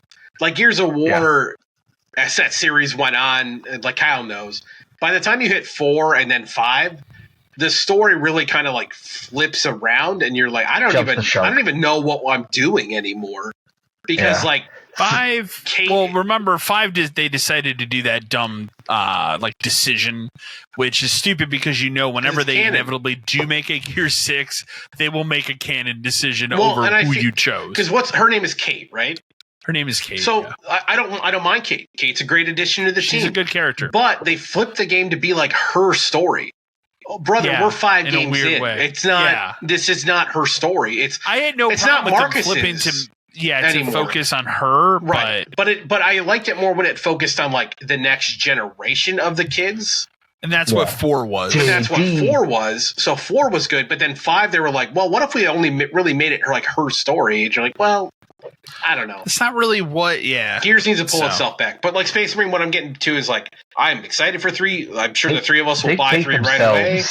So seriously, it lives within its story. Yeah, it's great. Yeah. There's no winks to the camera or any aside stuff. Right. No, this is fucking. I don't Warhammer. need gameplay changes for SM3. I don't need any of that kind of stuff. But I would like to see progression changes and let me add more to let me feel powerful at the end of the game. Yeah. I Well, hate when and there's games it's one thing, a huge request that needs to be in Space Marine 3. Let me be a dreadnought.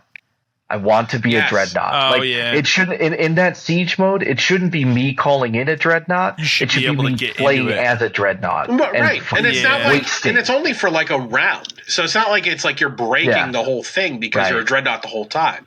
I think there's something to be said for basically keeping the power the same for the Space Marines, but you should be able to find some way, whether it's for lack of a better term, a kill streak bonus, or something alt, like that. right. Exactly like an alt. You get to play as a dreadnought, or you get to play as a Terminator Marine, or something like that. That's uber powerful in universe. I'd also like to. You know what else I just thought of now? What I'd like to see in SM3 is let me play as Tyranids or something for a mode. Yeah. I think there's a lot of opportunity. There's so many races. You've got the Tau that are biomechs. You've got the Tyranids. Obviously, the Orcs are just And I get that there's other Warhammer games that let you do that, but It would be cool in this type of game. Make a mode. Yeah. A mode rhyme. It's different. Yeah. Yeah. It's different when it's an RTS because you don't you are playing as them, but it really all that You're matters is managing everything. Their buildings are different or something like that. You farm a different resource, whatever the case may be. But anyway, yeah, that game's dope as hell. So I think cool. we're bitching because we like it so much. I just want it to be even better.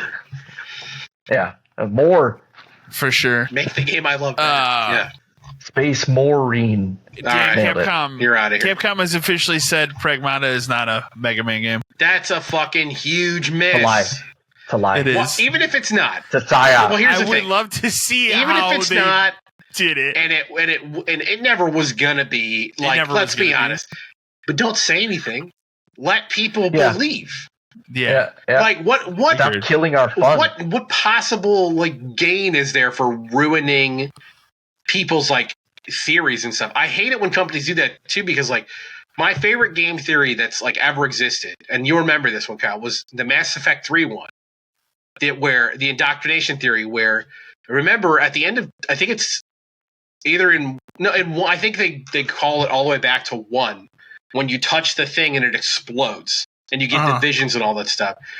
They the fan theory was that was when Shepard was indoctrinated. And so as the games go on in Mass Effect 3, when you see the boy and you're in the fucking weird dreamscape, it's your body, because it's been rebuilt in 2, is fighting against becoming you're fighting your programming, kind of you're infected with this stuff. And there's a lot of stuff about how come nobody else can see the boy in the beginning? Because remember, if you go back, nobody interacts with him. He crawls away in that vent. He gets on the ship. No one's even touching him. And then, it explains at the end why you see him again in the giant fuck off spaceship thing at the end, where it's make one decision to ruin the whole series. But it was such a cool thing, and then eventually BioWare's no, that wasn't it. It's who cares, dude? Let people believe. Just let people it be. Yeah, or be cool as hell. Yep, and just make it canon. Yeah, dude. Make it what? How could it possibly negatively impact you to be you're right? I thought it was so cool because it would have it would have explained a lot. But going back to the Pragmata thing, it's clear it's not a Mega Man game. It's just not. Yeah, it's as much of a Mega Man game as Bomberman X-Zero is a Bomberman game. It's not. How dare you? It's canon. I own Bomberman X-Zero. Is it canon? It's fucking awful. Whatever it is, it's terrible. But the Pragmata thing, obviously it's not a Mega Man game, man. But let people believe. Let people have fun. Who cares? There's nothing to hurt anybody. The game looks cool as hell. Yeah, it does. Yeah. That's one of those ones where if it reviews incredibly well, I'll probably get it right away. But if it's I'm very into it. 7, it's good. I'll wait. I'm very into it. Depends on when it actually comes out. It's got to be after Resident Evil, because Resident Evil's in February. So I don't think that's soon too. It's probably August. I would say. I think it's a summer game. Away. Yeah, I think so. But it looks cool as hell. It does. Dan Fair Games is in rough shape. Oh no! Their game director has left. Oh no! Do you think Fair Games gets canceled? Yes, I do too. That's one of their last remaining live service games. It hasn't been. What's Fair Games? I don't know. Fair Games is one of Sony's last remaining not canceled live service games. I want to say 2 years ago. 2 years ago, maybe a little it was bit longer. The start of a direct. Where it wasn't this year. It wasn't last year. It looks like a shitty futuristic Payday. It's like live service rob a bank. Sweet. Kind of thing. Okay. Yay. Until you say live service. But it's also super cool because there's gold and music, and the S in Fair Games is $. And it's just the whole thing. Just I think when it came out, Kyle and I on the podcast were this looks dumb as fuck. This doesn't look like it'll make it to the finish line. I think we said that at the time. It doesn't matter. Concord ruined everything. Concord ruined their live service push completely. Ruined everything. It did. So I have no faith that this comes out. It ruined everything for the better. But we're not complaining. I think Marathon does come out, but I think it has a incredibly short window, and that's it. Marathon's on and nobody real fucking thin ice too, though. It is on thin ice, but if I were going to thing- pick one of these two games to actually make it out, it's that. But like, it's one thing after another. With like, we stole art. Nobody played the beta. The beta wasn't good. People that did play the beta didn't like it. Yeah. We basically canceled didn't they like cancel the beta or something at some point? No, they canceled like the lead into whatever they were going to do in the summer as like a test before the game launched. Right. Remember, it's going to launch this month. Right. It was end of September. Bungie's in a shit show with Sony, and like just everything is stacking against that game. It is. Where to the point where it's like, does anybody care anymore? I think a lot of people have proven that like live service, people just don't give a shit about. No. And it takes a lot for a game to catch on. And the last one that like Helldivers has a Marvel license. Yeah.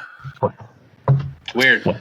Go figure. Yeah. I put this in here because I think this game is rad, and this is like the one game I played a lot of on the Steam Deck, and it's coming to PS5, and that's Halls of Torment. It is basically like, think of Diablo but Vampire Survivors. That's what it is. Oh, it's really awesome. Sold. Yeah. So it has shit ton of trophies or whatever achievements on Steam, so I feel like it will on PS5 when it launches, but that game is rad as hell. So I saw that, I'll immediately buy that too. And it's like Vampire Survivors, it won't be expensive. Sold. It's like a $5 game. I am upset. I'm upset I've finished Vampire Survivors twice. Let's put it that way. Yeah. I have just a couple trophies. I got every trophy in that game. I have like twice. Like, that's hardcore. I should get that on PlayStation. You should. I should. So good. Yeah. Such a good game. And just get trophies for it. You should. I should do that. Mm-hmm. I should do that. There's like 300 trophies for that game. That's fine. Maybe 200. I got most of that stuff on the Xbox. Yeah. So, I should do that. We should. It's so good. Take-Two tried to purchase the Perfect Dark reboot before it got canceled. Like, why wouldn't you? Like, okay, if you're in the hole, why wouldn't you just fucking sell it, right? Because I guarantee, and I read part of I read the thing. They didn't go into it enough, but I guarantee it's because Take-Two said if we're gonna buy this, we're buying the license. And then the minute they even said anything about we want to buy Perfect Dark, Microsoft told them to go fuck themselves, and they said we'd rather bury it forever than sell it to someone else. No one gets any fun. What also? That's Microsoft's said it was. They're like EA. They would rather bury something forever than well, it says here the game would have needed another 80 to 90 million spent on it, right, to get it out. But the thing, so the deal would have had to have been Take-Two would have said, "We're going to buy it. We'll pay to make the rest of it. Long-term ownership, right? Yeah. But we want to own it, and we want to own the Perfect Dark name, which would have meant like back catalog. I'm sure, like the characters, everything. The minute that came up, whoever was making the deal for Microsoft, which is probably what Matt Booty or somebody, I don't even fucking know it would be, told them to go jump in a fucking lake, and they moved on. They would rather. That's true. Though. Like that's exactly how that went. Into the fucking sun. Then sell it to anyone. That's true. And I guarantee that's with everything. If someone came to them and said, "Hey, can we buy Recore?" Microsoft would have that person executed in the middle of the street. Well, see, the article points out that they were able to sell what's that fucking stupid game? I just closed the article too. I keep wanting to say Time Sweeper. No, I keep saying High on Life, and I know it's not High on Life. It's that other Hi-Fi Rush. Because they closed the studio and washed their hands of it already. They didn't care about that. No, they didn't. Like, that's the they don't think that that's a franchise. Perfect Dark, for whatever reason, because it's a game that has how many Perfect Dark games are there? 64, Game Boy Color, 0. That's it, right? That's it. Yeah. Yeah, so it's an established. If you want to get real crazy with it, the arcade version. Franchise. Yeah, established franchise. It's 3 titles. The minute that came up that they'd have to give up control over something that they mismanaged, no way. Tango, they closed the studio. They didn't want it anymore. This is about control. This is about because it's a rare property, and they said a bad preference precedence for selling off a Rare property when the only Rare property they have left that they give a shit about is Sea of Thieves, which is a good game, but they don't care about Banjo. They don't. The Everwild is gone. What's the other thing? From Rare? Yeah. There's another one I can't think of. Banjo. Remember, this is a company they just celebrated. Oh God, look at 30 years of Rare. Rare is so great. We don't make any of their fucking games anymore. Conquer, they don't. They just doesn't were the exist. Sea of Thieves company. Banjo, no. Well, there's another one I'm just like completely blanking on. I'm trying to think of that collection. That's why I'm like, what was? Well, I mean, a lot of that shit nobody gives a shit about, like Jet Force and all that, whatever. But like Battletoads, Killer Instinct, like we don't care about any of this shit. Killer Instinct. Well, Killer Instinct's not even have anymore. Yeah, that's true. That's fair. I forgot. It was a different developer for that Xbox One release. I want to say there was something going around about that too recently, where like a Killer Instinct 2 or whatever was pitched. They should, and they were like, nah. Right. So because they don't care anymore. They don't. They don't give a shit. They celebrate they celebrate Rare and have Joanna Dark right in the fucking middle of it. What a great company. Also, insane. Take-Two is interested in buying it. What were they buying? In the game, there was nothing. There was a prefab demo. Your established franchise. They bought a prefab. They were going to buy a prefab demo that had to be played perfectly to work. This is a game where Microsoft created a quadruple A studio and threw a bunch of people in a room to whiteboard shit for like 2 years. When they couldn't do that. Instead of coming up with an original concept, their idea was, what if we just fucking rebooted Perfect Dark because we're sitting on it? Mm-hmm. Like... And then they couldn't get that out of the And then when they couldn't figure that out, they took all the Tomb Raider people and said, hey, can you make Crystal this? Dynamics, sorry. And they said, hey, can you make this? And then the Crystal Dynamics people couldn't fix it because they were like, we can't even fucking figure out how to make a fourth Tomb Raider game, even though we just made 3 good ones. Man. You can't. Speaking of Tomb Raider, I know this isn't. I don't think you put this in the news, but we have to talk about it. They cast Sophie Turner as Lara Croft. I'm out. I'm out immediately. Yeah, no. Yeah, I don't I think I've said it on here before. She's a terrible actress. She's not a good actress. Zero emotion in anything I've ever seen her in. I know they're gonna fuck that character up royally on that show already.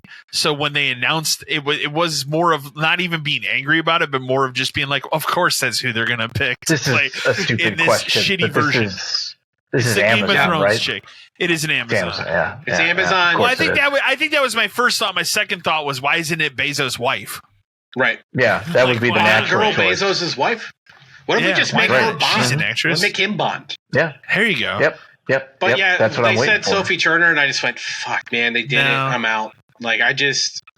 You couldn't even I would have accepted you could have gotten the fucking Ex Machina chick back to do a TV show, and I would have been like, fine, because of the things that were wrong with that movie, she was not one of them. No, and the thing, I think people get it twisted where it's like, well, she doesn't look enough like her, and her body is. I don't give it. That's not why I'm out. I'm out because she's a bad actress. She's a bad actress. She got that role in Game of Thrones.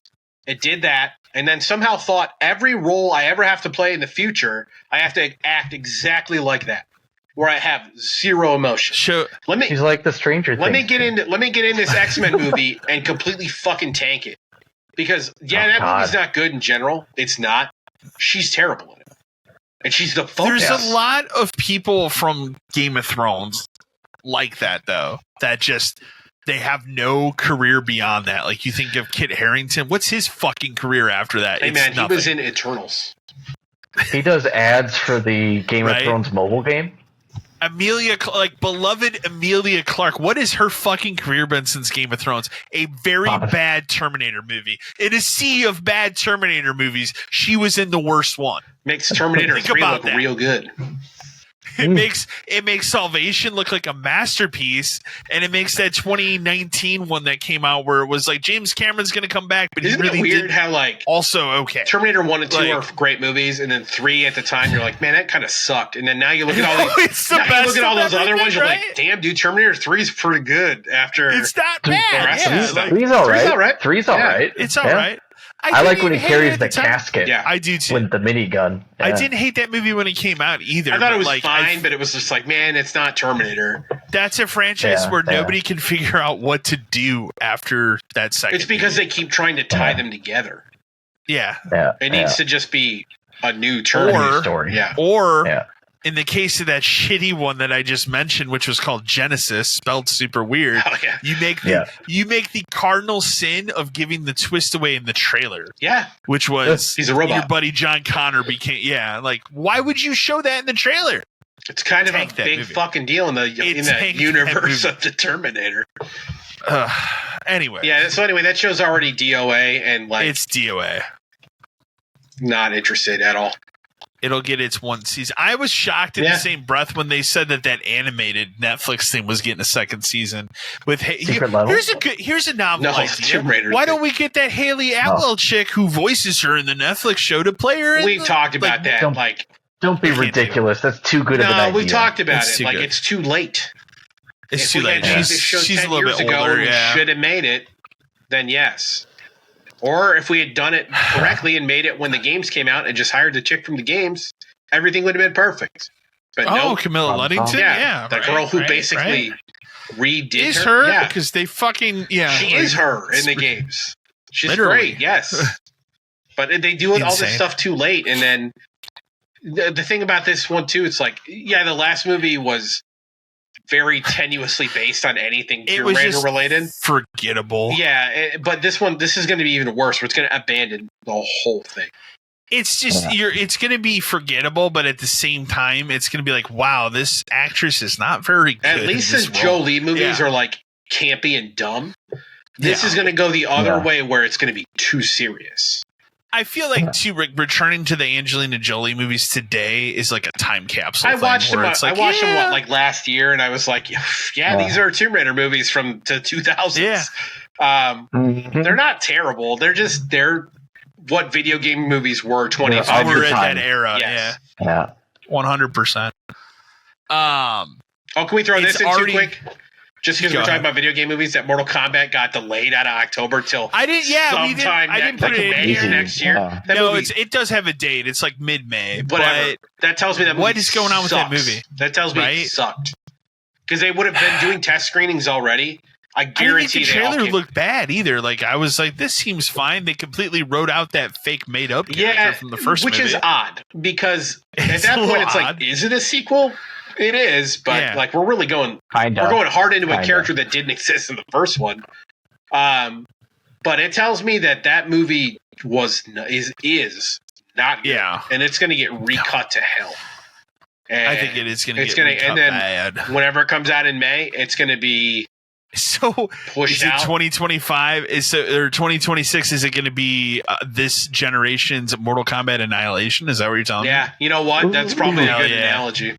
Hell Where the first one is serviceable enough to get you to like it. It was fine. Yeah, the best parts of that were Sub-Zero and Scorpion. Right, because I thought they did such a good job. That's a story people give a shit about. The rest of it was fine. Like I didn't dislike it, but I didn't hate it. It didn't need an original. I would have loved it if they put the song, but that has to live in the 90s movie. Even if you just ended the movie and put that in the credits, like people would have walked out of that amped as fuck. Yeah. Like somebody says the line at the end of the movie where they're like, I guess it's Mortal Kombat, and then the guy screams. There you go. There you go. We should make movies. We're so I should be a consultant on all video game movies. There you go. Because there are ways. I have thoughts. There are ways to do these things, and they always do them wrong. But all right, continue. Prey 2, as you remember, it would have been out in 2011, 2012, around that era. Looked incredible. When remember it was going to be you're a bounty hunter. Had some leaked footage. It's been taken down already, unfortunately. But leaked footage of what that game was going to be, which I did catch a little bit of it when it was up. So I always thought that game looked cool for the longest time.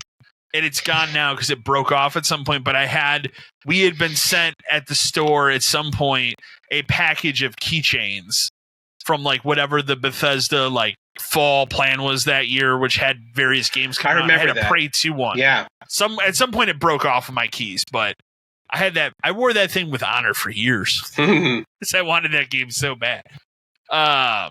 It's just a cool thing whenever that shit pops up to see. It's rumored that we're going to get another State of Play at the end of September, and this one's going to show Wolverine finally. I would.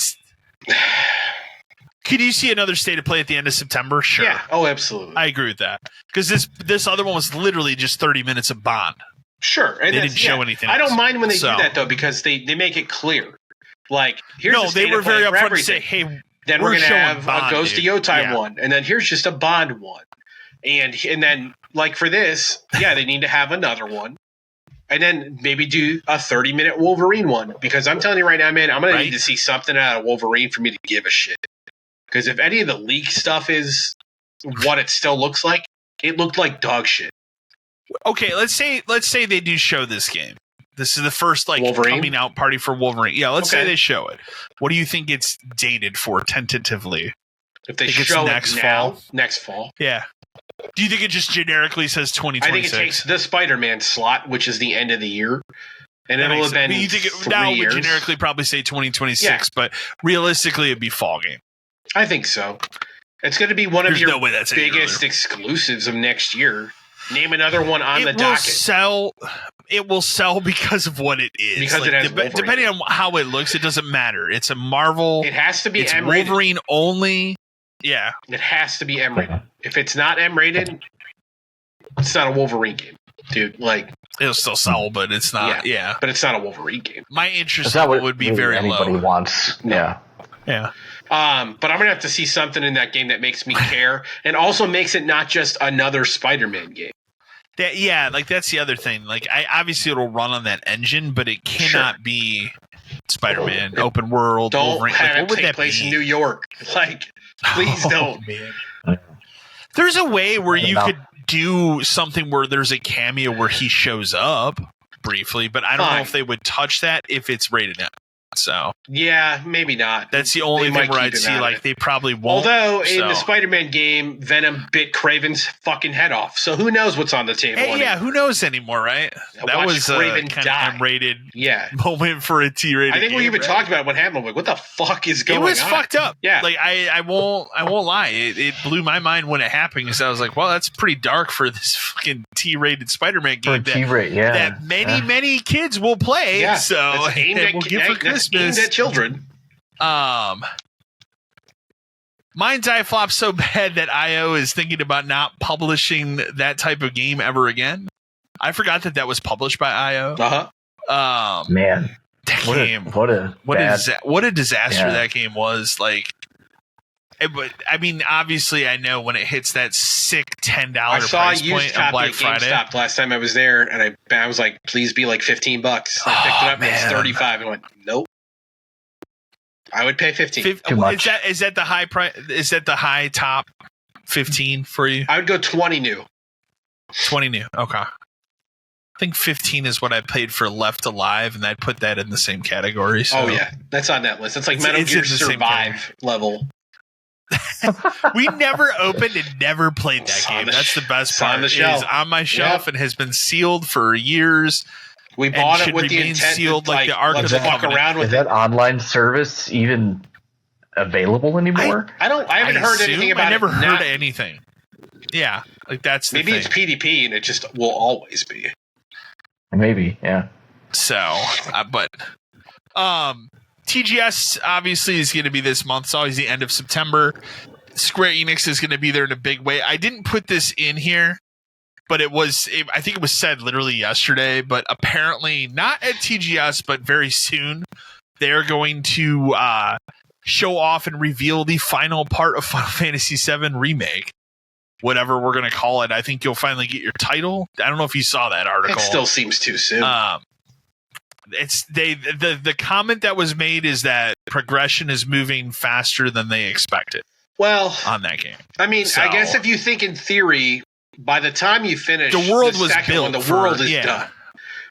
Like, I think the only place you never went was, you don't go to Wutai, right? No. Okay. I don't. So that's obviously going to be a major part because they've added more Wutai related content into the franchise. It has to be a big part of the third. So I feel like that's a big part. But the rest of the world kind of already exists. There's not much else more to like. But now you got to have a plane that you can fly Build around into it. The high wind is going to break a lot of stuff. So I don't know. I don't know how. Like they said that before that like that was the thing that was kind of holding it back. But yeah, I guess maybe it's okay now to get like here's the name, maybe here's a shot of the high wind or something, but I still feel like that game is at least a year away. I think you get your title. Oh, I think 27. I think it's 2027. Like around the same time, Rebirth, like February 27. I think February 2027. Yeah. I think you could get away with it. It would be a year earlier because I think there was 4 years in between remake and Rebirth, but I could see it. I could see there being less time from this one to that one than one to this. The most work they had to do was with Rebirth. Let's be fair. So and like I could see moving from PS4 to PS5 and all that kind of stuff. And remember, because the big thing was Intergrade with the Yuffie DLC, they made some kind of argument. It was like, well, they couldn't put it on PS4. Remember that? They were like, we literally can't. Yeah, I remember that. So, I feel like now that it's going to be on the same console, a lot of the framework was done. The stories, whatever's left of the story has to be written by now because it's different enough that they have to have had a plan. Yeah. Like we talked about at the end of the remake where it's like, I don't know how much of the plan they have in place other than we're out of Midgar, we're in the world, and things are different. And then and then the second one they really hammered into, well, there's different universes at the same time, kind of a thing. Which, is a shitty cop-out. But at the same time, you want something different out of this remake than just a beat-for-beat remake of Final Fantasy VII. There's a lot of people that don't, which go play the original if you don't. That's it. Like, that original game does exist that you can literally buy at any platform and play very, very easily on your phone. And it's a great version of that game that I've played through multiple times. I just redid it not too many years ago again. Exactly. So, but I don't know. I think originally I inherently was against the idea, but as this thing has come out and manifested itself, I've enjoyed it more than I thought I would, being that it is that story, but also there's a different aspect to it. So it's a little bit different. So I think where it's going to probably get very crazy is this third part, because they could do something really weird at the end of it. They have to now. They kind of have to. So that's where I think overall, I think it'll probably be well accepted, but I do think there will be Final Fantasy VII fans that are upset. Because they are not. You know what, though? They already are. Yeah. So it's whatever. I want this to be finished for me now. Yeah. No, I want it done so, you know what, we can make Final Fantasy 17 and just go back. To being on track with that. Realistically, like we can end on this, but like realistically, how long before Final Fantasy 17? 2032 is what I'm going to just throw out there. That's not even unrealistic, which is the sad part. It's not unrealistic. Think about it. If this game launches in 2027, and I'm sure behind the scenes there are at least preliminary talks about what a Final Fantasy 17 could be. Yeah. But I think those are words on a piece of paper at this point. That's all it is. Yeah. Do you want to know what's because they are hyper focused on this? You want to know what's really just like disgusting about how far away that is? Original Final Fantasy VII came out in 1997. Final Fantasy X came out in 2001. Those games are 4 years apart. Man, 7 and 10 are 4 years apart.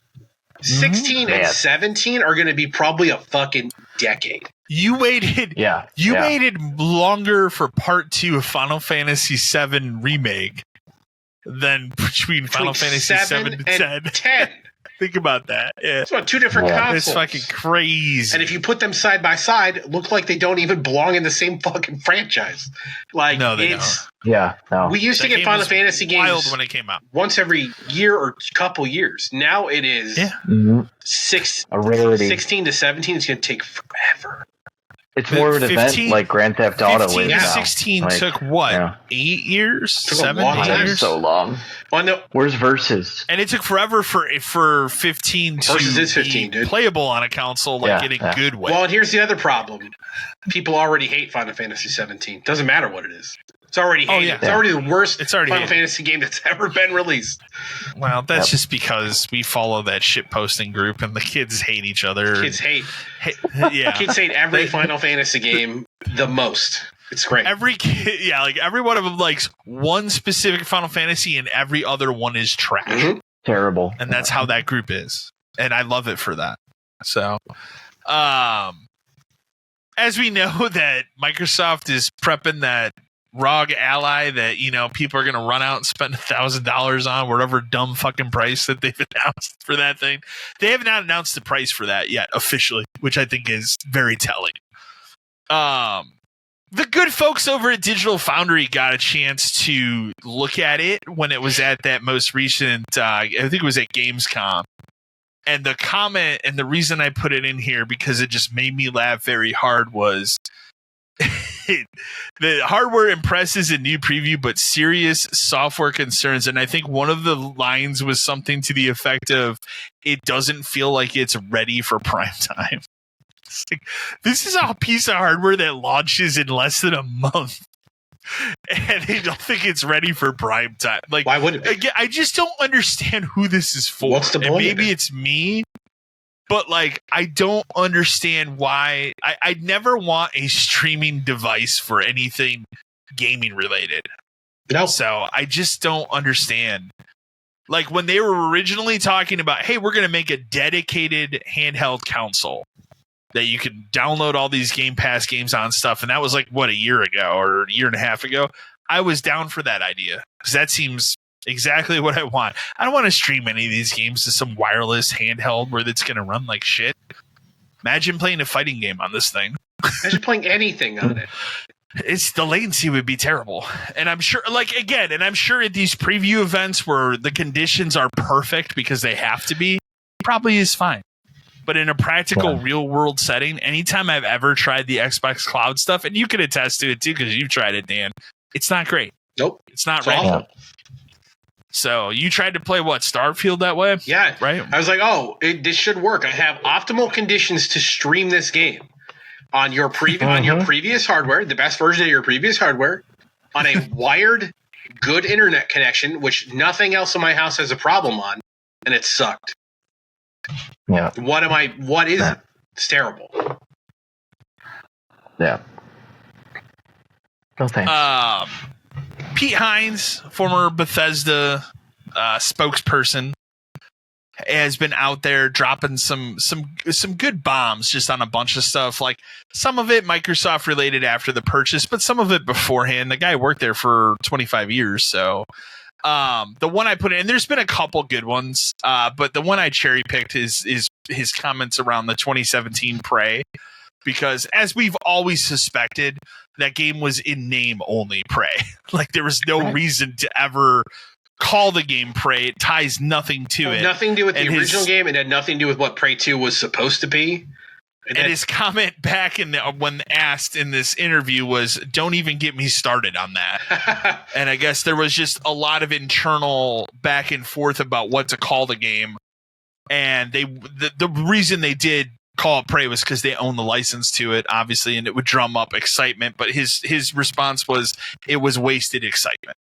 Well, the other odd thing is like, so they own the license to Prey, and they thought it would drum up excitement for what? Prey wasn't a huge franchise that people cared about. Franchise. Wow. It was a game that I enjoyed in the very early part of the 360 era when nothing else was coming out. I remember when the 360 came out, like selling people, and people were like, "What's this Prey game like?" I'm like, "Yeah, it's fine. It's good. It's something to play on your 360." It's a Quake. It's a Quake game. But it just like it never lived in anybody's memory beyond it being a good early 360 game. So I know the protagonist's name was Tommy. Right. Yes, but to like think that that's a franchise that the name alone would work on a completely different setting. No. Yeah. I went back and a whole new generation of people playing games too. Yeah, there's so many people that don't even know what Prey is. It's one of the last games I ever rented from a video store when it came out, and I remember just trading off with a friend and playing through that game at the time, but like really enjoying it because it was unique. That game had Portal stuff in it before Portal, so it was kind of unique in that regard. And I mean, now if you try to go back and play that game, it runs like ass, but they never did. Like, you can play it is backwards compatible. You can play it on a Series X, but it still runs like ass. So, and I don't think they ever put out like a remaster or like a good way to play it on PC without owning a physical copy of it on PC. So, Dan, why don't you tell me about this last news article you threw in here at the end? Oh, this is just something that's been floating around, which I don't think it's been confirmed, but it's probably true. But so EA, obviously, they brought college football back last year. One of the best selling games of the year. Brought 26 back. They made like a small post about basically teasing bringing back college basketball, which is huge because people want it back. Well, it sounds like it's already dead because obviously we talked about it, I think, with college football, but like they have to license every school. They have to license everything about everything when it comes to a college football or just a college game. And it sounds like most colleges are choosing to license with 2K instead. So don't worry, you're not getting March Madness back. What you are going to get, if you get anything, is more college schools added to the existing NBA 2K game, which means it's not a college basketball game. No. Or you'll get a college basketball game that is a clone of NBA 2K with college teams and insane microtransactions. So, it's, worst of every world. Will it sell? Yeah, it'll sell, but it's not going to be a game anybody, I think, ends up giving a shit about by the time it's all said and done. Because even when college basketball was a thing, like when we were still around and selling it, nobody really gave a shit unless it was like the day it came out or March. Because for some, they obviously put it out before the season starts, and then the only time the country cares about college basketball is in March. Yeah. So we would always sell out of it by then. So the very nature of it existing again would get it to sell like crazy the first year, like college football. But I feel like that game will die faster than a college football game if it's just NBA 2K again. So I agree with that. It's a bummer, but it's all about money. Not surprising at this point. It's all about money. Doesn't matter. Before game recommendations here, why don't you talk about the GameStop thing? Oh, this is just this isn't like a GameStop corporate thing. This is just a friend of mine's GameStop. One of the few like GameStops I still go into. That is another one. Was the victim of a car crash robbery where they basically drove a car through the front of the store or whatever, like basically fucked the entire front of their store to break in the middle of the night and steal a whole bunch of shit.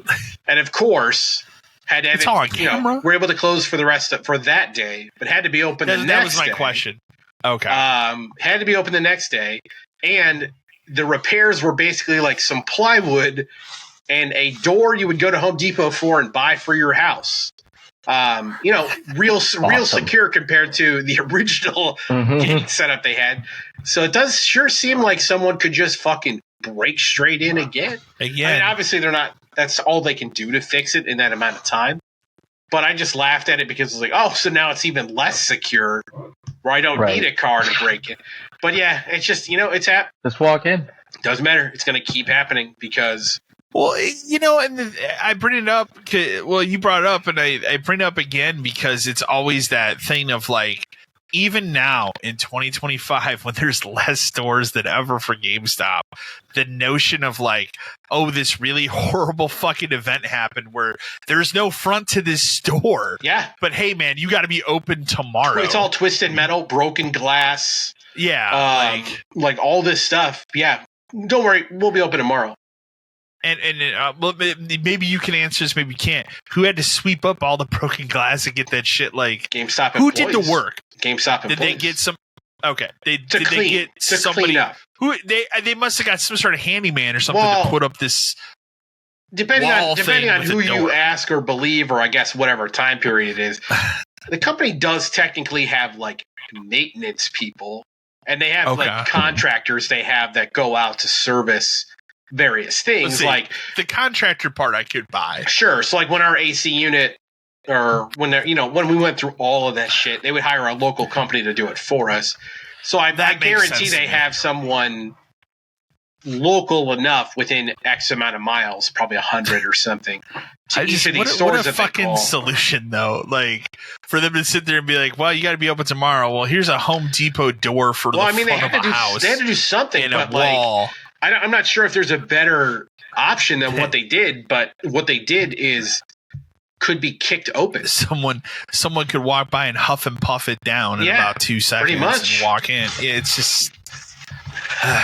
I mean, I'm not surprised. The thing is, I'm not surprised. No. Because of the other events we saw over the years where it's like this horrible thing happened, but you got to be open. Yep. Someone died and they had to open. I would say that's the worst one. But the other one I remember was when it's like, well, the power's out. And then it's like, well, I can't do credit card transactions. There was a day. I bring this up all the time. And now it's perfect because Eric is here. Eric and I were working a Sunday together. And it was like, back when we were open like 11 to 6, and a lot of times it would just be I'd come in, and then you would come in at like noon, and we would just work the rest of the day together. Where I want to say at like 1 o'clock, the fucking power was just gone. And I remember specifically, the two of us were just sitting there doing nothing because there was nothing to straighten. Our store was so big that if the lights were out, it was dark in the back. Like it was just, we had no sunlight. And then I called my boss multiple times and said, "What am I supposed to do? We can let people come in and look around. Look at what it's dark as fuck in here." And they can't buy anything. I can't do manual transactions. Well, you can do manual. No, I'm not doing that. I'm not popping the drawer every time I got to make a cash transaction when there's a store 30 minutes from here. And he kept having me be like, "Well, can you call the power company and see what's going on?" Yeah, I can. They keep telling me it's going to be hours. Like, I think I remember it was even something where like whatever the estimated time was like an hour before we closed. Yeah. So we literally sat there for hours and did nothing. Mm-hmm. I think he eventually let us go when it was like 4 o'clock or something. Yeah. I think I finally told him like it wasn't much of a. I finally told him I was like, "There's like 2 hours left. It's Sunday. Nobody comes in. It's Sunday at close anyway. Yeah, and we're in a dead park. Like none of it made any sense." And he finally caved. Yeah. But it's like he had to pay. I mean, he didn't have to pay me, but he had to pay Eric to be there to do nothing. And he was like, "Well, you could like straighten up and stuff." It's like we already did. We don't do anything. Yeah. What do you think the first thing you would do? What's the first thing we did for the first hour? Right. Yeah, we put everything away. We straight and clean. Mm-hmm. Like we couldn't vacuum. There's no power. So it's just they don't care. They don't understand the concept of or like during blizzards when our 2 anchor stores are closing. Why are we open? There is one I remember specifically. Yeah. And we would finally have to. We would only get permission when the anchor stores were actually closed. But by the end of it, there was one where it was like stores, period. The time because you would usually leave if you were working, you'd usually leave around 6. Yeah, and I want to say it was right around then when the decision was finally accepted of like, yeah, you can close for the rest of the day. It's like, ooh, that 3 hours really doing it. Even though we've been here all day. Or we go back to the example I mentioned a minute ago. Someone died. There was that's the worst one. 100% in the store, and they had to figure out to get coverage to open. Your manager's dead. Can you work tomorrow? He fucking just think about the trauma of the person that worked with that manager for whoever knows how long. Let me ask you a question. Finds that person dead. You come in our store. It's like a Wednesday. You come in at 2. And I'm laying there dead. What do you do? I'm calling, and then I'm out. I would work that. I can't do this. I wouldn't work there anymore. I'd be done. I'd probably be done. Cursed. Yeah, it's insane. My expectation would be if I came in and found you dead, I would call 911. I would lock the door for anyone, and then I would call my boss and be like, "Kyle's dead." What? Yeah. He's dead in the store. Right? Who's going to work? No one. We're closed. We're closed. I would have been such an asshole about it. I would have been like, we are closed. Yeah. And if you have a problem with that, you can call HR before you call me again. Right. She can call me because someone is dead. It's insane. And I don't know about you, but like Kyle's my friend, so I'm probably not coming in tomorrow because he fucking died in here. Up. Right. Yeah, exactly. Like it just, right. the whole thing was just the most absurd thing. I remember how much the is day your I came in and you told me. You want a great example of how much your life is worth at a GameStop? Whatever the revenue they can make in at the time you were closed while you were dead. That's it. Right. Insane. There's zero consideration for humans in any context. Literally don't care at all. Well, let's do our game recommendations. So we have, for me, I picked, because it's, height of Bond here for games at least. I picked Everything or Nothing, which I think, like, obviously we all like that game. We've talked about it a couple times on the show, but I think it's also a game I feel like people have overlooked at times. Yeah, it was a late when stage. When you think about Bond games, obviously everybody always gravitates towards GoldenEye first, and then or even Agent Under Fire. Yeah. But I think Everything or Nothing, like what they tried and what they achieved there, it's very different. Like especially later on when it's like, hey, we tried to insert Daniel Craig into multiple Bond projects, gaming wise, that failed. This was the one where they actually got Pierce to do it. They wrote an entire story for it. Willem Dafoe is the fucking bad guy. The villain. It has one of the greatest Bond themes of that era, which is impossible to find because it does not exist on any streaming platform at all. Isn't Heidi Klum is the Bond girl? Great. Maya, who was very popular, did the theme at the time. Okay. It's such a good game. It has like Bond moments. It has fucking multiplayer co-op. It is just such a weird one-off experiment thing that completely worked, and nobody I don't think anybody played it. And it's all, I don't know if you mentioned it, it's all third person. The whole game is third person. And because no one really tried it, they didn't go back to an original one again until Bloodstone. Everything else was. And it's kind of like cool things where you're running down a building and you're having gunfights, or you're running down a building, and that immediately leads into a motorcycle chase where you're going 1 billion miles an hour. Yeah. Is there a boat sequence at the end too? Probably. I remember there being a boat, like a gunfight. There's a gunfight kind on a of boat. I think that sounds right.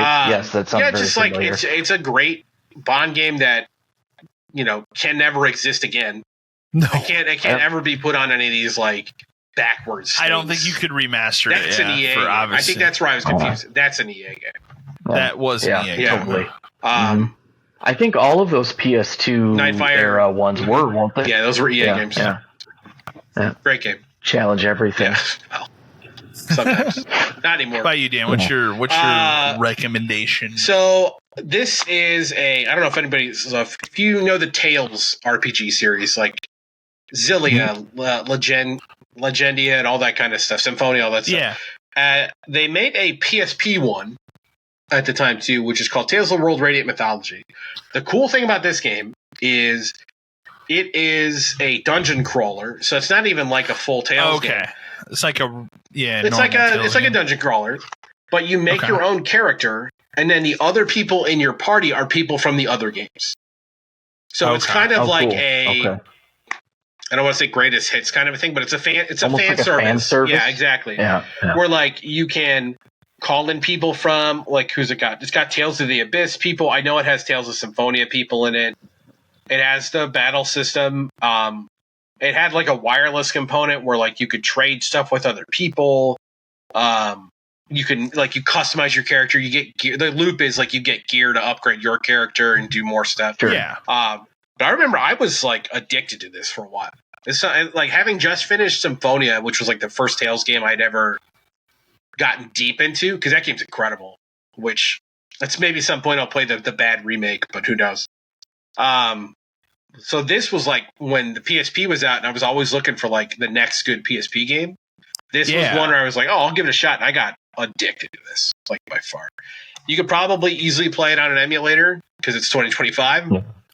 But if you like Tales games and you've never played it at all, it's super good. It actually looks really good too. When did this game come out? Probably like 2010. 6. No, 6. 6. That was so close. Well, yeah, this would have been a Game Crazy game 6. for sure. Because when did the PSP die? 6. It died before I left Game Crazy. 2008, 8 or 9 yeah. at the latest.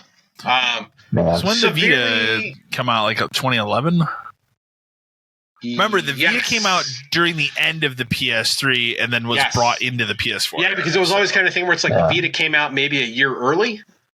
Because I really feel like they could have pushed the whole thing of like, get a PS4, get a Vita. They work together. They do all this cool shit. Vita was awesome. Vita was great. I honestly, like, revisionist history, now that it's 17 or 19 years later from this, the PSP is real fucking good. Yeah, for what it was at the time and what it could do at the time, Very far innovative. better than you think it would be.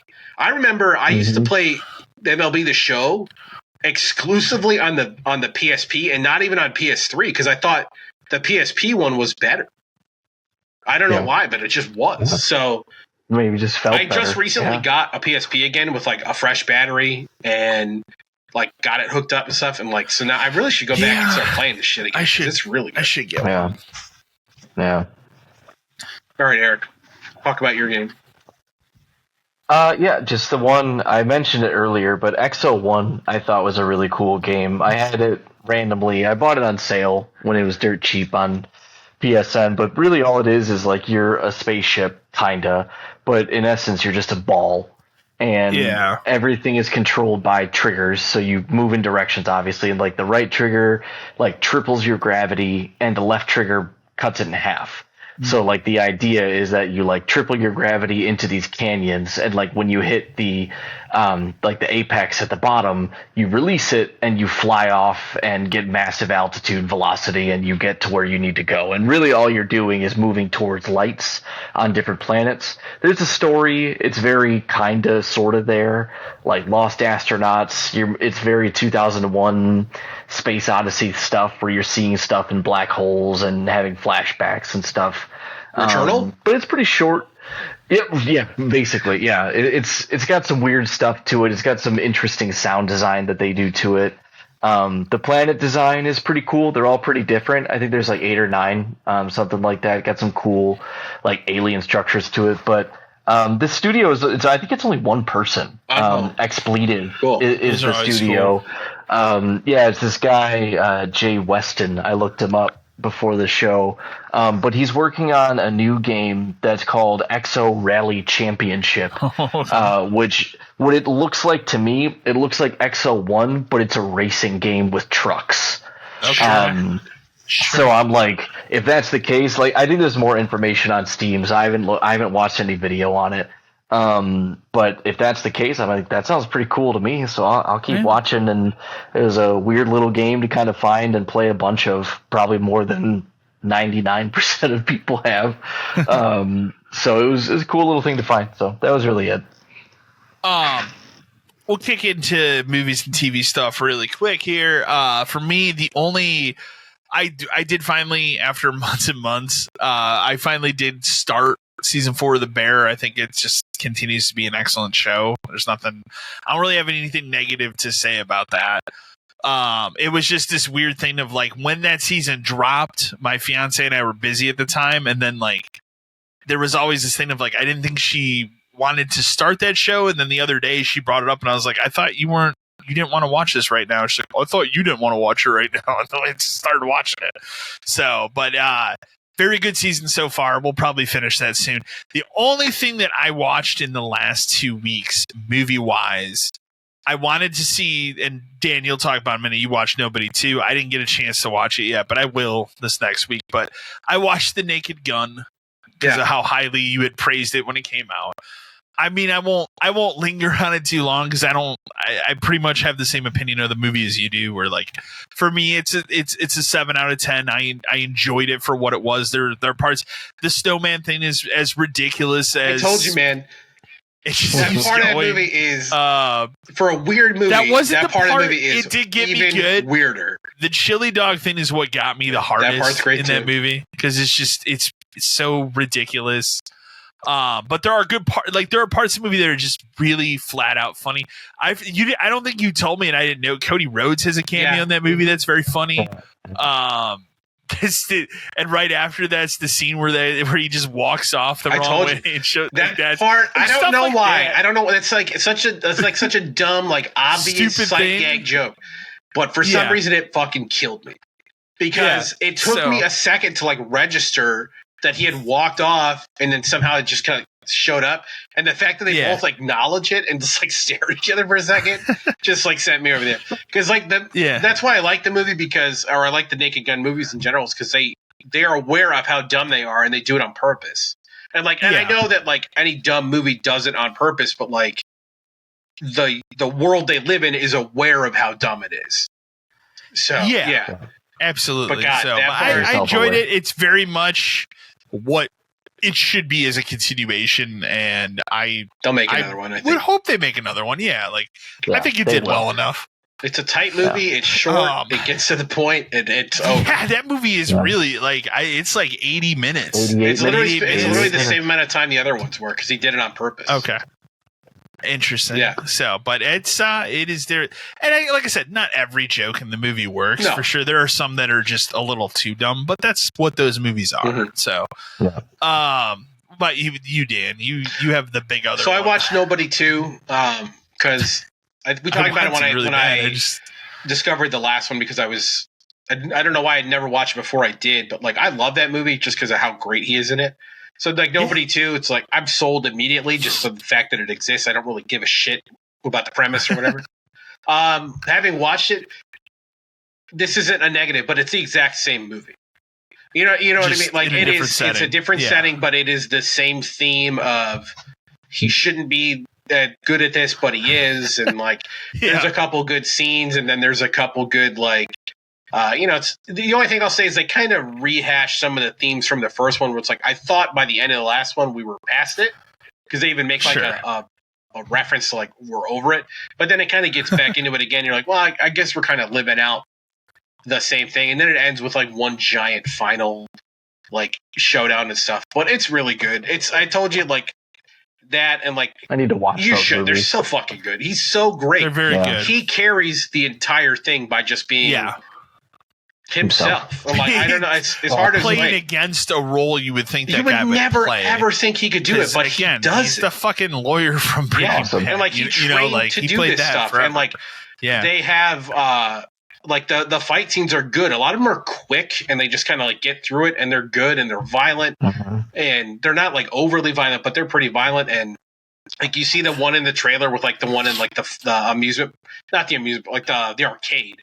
The boat, the arcade. Right. So there's the arcade one, the boat one, and then like the amusement park. But like the arcade one, I told you, my favorite thing that happens in these movies, it's like this or Reachers, whatever, where the guy goes, "I'm gonna fuck you up," and you're just like, that guy's dead. He's gonna kill that man, and then he does, and you're like, okay, it's satisfying. It's everybody comes back. Like there's a little bit more about like the family stuff, and sure. Will we get a 3 at this point? Probably not, because I can't imagine this movie made any money. It did not do well, which is I don't know. I think it's because it's the same movie. Okay. I think too many people want the next thing and like the next thing and the next thing. Yeah. Like, sometimes I just want to watch a movie. I enjoy think the other thing too is like not to at this point like this is a John Wick type movie, and that's a genre of movie now. Like it's become that, and I do think that there is a little bit of pushback of those types of movies now. A little bit, because even like the Statham things, part of a lot of them. We love all the Statham things, and even though they're different movies, they're the same fucking movie. They're the same, But I'll watch all those in a heartbeat, no question. But it's the same thing. There's always that scene. Too, I get why people get tired of them, but I never. Yeah. Oh, you shouldn't have said that to Statham. Beekeeper 2 can't come out soon enough. I need to keep more bees. That one, though, I feel like that one went a little bit above these other ones in terms of like its premise and like what is happening and how absurd it gets. As it goes on, it gets more absurd. Yeah, like at the end, in the best possible. At the end, we're talking about we're in the fucking president's like private retreat. But also, like the one thing that everybody can get behind in that movie is, you made the villain exactly people something that everybody hates. Yeah, everyone hates. So, without exception. Yeah. Exactly. Yes. So, if you like the first one, you'll like the second one. There's not even a question. Yeah. Cool. About you, Eric, why don't you rapid fire your I'll things rapid here? fire, yeah. Just quick. I rewatched a lot of stuff, and I saw some stuff for the first time that are like, you know, notably classic. So I've gotten back into watching the Robotech show. This is the original Macross anime show. Yeah. So I'm in season 2 of that. Watched season 1 a while ago because they're kind of long. Still a great show. Robotech, still good. Robots punching robots, always great. Very weird. I saw Akira for the first time, the anime as well, from I think it was '88, something like that. I think it's '88. That movie is really, really, really incredible. It's very good movie. It's just incredible. Great to see it for the first time. How about this mind-blowing one? Gremlins? Yeah, that was a great one to see for the very first time. Man, like that one gremlin went into the blender, and then that other gremlin went into the microwave. As you were watching, I'm like, just wait till you get to that kitchen scene, man. That one gremlin got stabbed to death. Yeah. The movie's crazy. That one got his head cut off. That movie is a cocaine. I watched that movie as a child over and over and over. Man, and it's a good thing because you turned out really normal. Nothing bad happened at all. It's all good. Yeah, that movie is nuts. Just I like the first half did not have me. I was like, okay, I was like leading in. I was like, okay, Gizmo's kind of cool. Like, I guess he's kind of funny. But like once it got gnarly, I'm like, okay, all right, we're on board now. We're cooking. And you haven't watched great score. You haven't watched too. Gremlins 2 yet, man. Where that movie takes a fucking turn toward at the end. Yeah, I watched Gremlins 2 once you watch Blade Runner. I'll watch Blade Runner soon. Yeah. See, there we go. Just moving quick, I rewatched for the first time in probably 25 years George of the Jungle with Brendan Fraser. I haven't seen that since it came out. I watched it with my son, and boy, that movie is really so good. It is so funny. It really has aged quite well. The narrator playing off the characters and breaking the fourth wall, it all works really well. I know it's not the same, but I always get that movie mixed up with Jungle to Jungle for whatever reason. Totally fair. Well, it's in that same pantheon with like Mighty Joe Young. Yeah, it's very much that was a genre of movie. Yeah, like the animal kids movie. Kids movie where it's not for young kids, it's not for teenagers. It's like the 10, 11 year old like kids movie was very much like a big thing around the time where like there's that. I remember the one my sister and I always used to watch, which by today's standards is terrible, was that Dunstan Checks In movie where like the monkey is in the hotel. We used to watch that all the time, but like all of those movies are just like the same movie kind of a thing. Yeah. Not in a bad way. I think that's why I like George of the Jungle so much, because like I feel like it's super unique with the narrator and breaking the fourth wall. Like it's very funny, and Brendan Fraser is just such a treasure in that movie. I just love him in general, man. So funny through that whole movie, and man, it's been so long since I've seen it, and I was so happy it held up. I rewatched for the first time in a long time Air Force One. Classic. The action and one-liners are top tier. The context and story around it have not aged well in our current political environment. There are aspects of him just saying, we will not tolerate any terrorist government. I'm like, but why do you get to decide who's a terrorist government, Harrison Ford? But nevertheless, I still love that movie. It's still great. Gary Oldman is at another level in like bad guy at the same level he was at, I would say, in The Professional. Like he's so good. It's good though because you watching that brought up another movie you haven't seen that you need to watch, which is Executive Decision, which I know you've seen, Kyle. Yes. And I only need you to see it because of something that happens like 15 minutes into the movie. Yeah. Kyle knows exactly what it is because I know. When I watched it as a kid and that happened, I was just like, what? Like, because it's something you will not expect it to happen. And to be fair, it really has no bearing on the rest of the movie, like at all. But it is odd that it happens. It's a wild decision. Okay. I can't wait. Okay. Last two things. These were new watches for me. I saw Shin Godzilla. That was, if you're not familiar, it's the 2016 Godzilla movie that came out. It didn't do much when it first came out. Well reviewed, but I don't think it was like super hyped. It's a cool one because it's like Godzilla goes through all the evolution of like starting out as kind of like a sea creature and shit, and then evolving from there. His atomic breath in that movie is insane. It's basically like a beam of light that slices through everything. That movie is cool as hell. I cannot wait. I think we're supposed to get a sequel next year, or is it a year after? But there's a Shin Godzilla 2 coming. Exactly. There's sequels to both coming. So I'm hyped for that. And then last one, this is a documentary. I watched When the Levees Broke. This is a documentary that Spike Lee did about Hurricane Katrina. Oh, okay.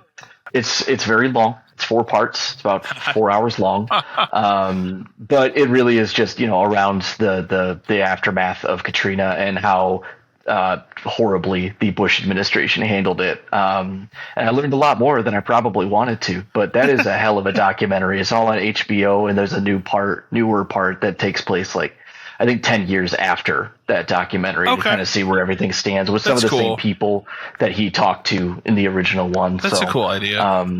Yeah, really, really, really good documentary. So that's it. Oh, we can lead into emails. We don't have many emails. And to be fair, I'm saving one. So, Greg from Wichita, Kansas. Hi guys, reaching out because I have a question about managing backlogs. How do you do it? I feel like my backlog of games just continues to grow and grow.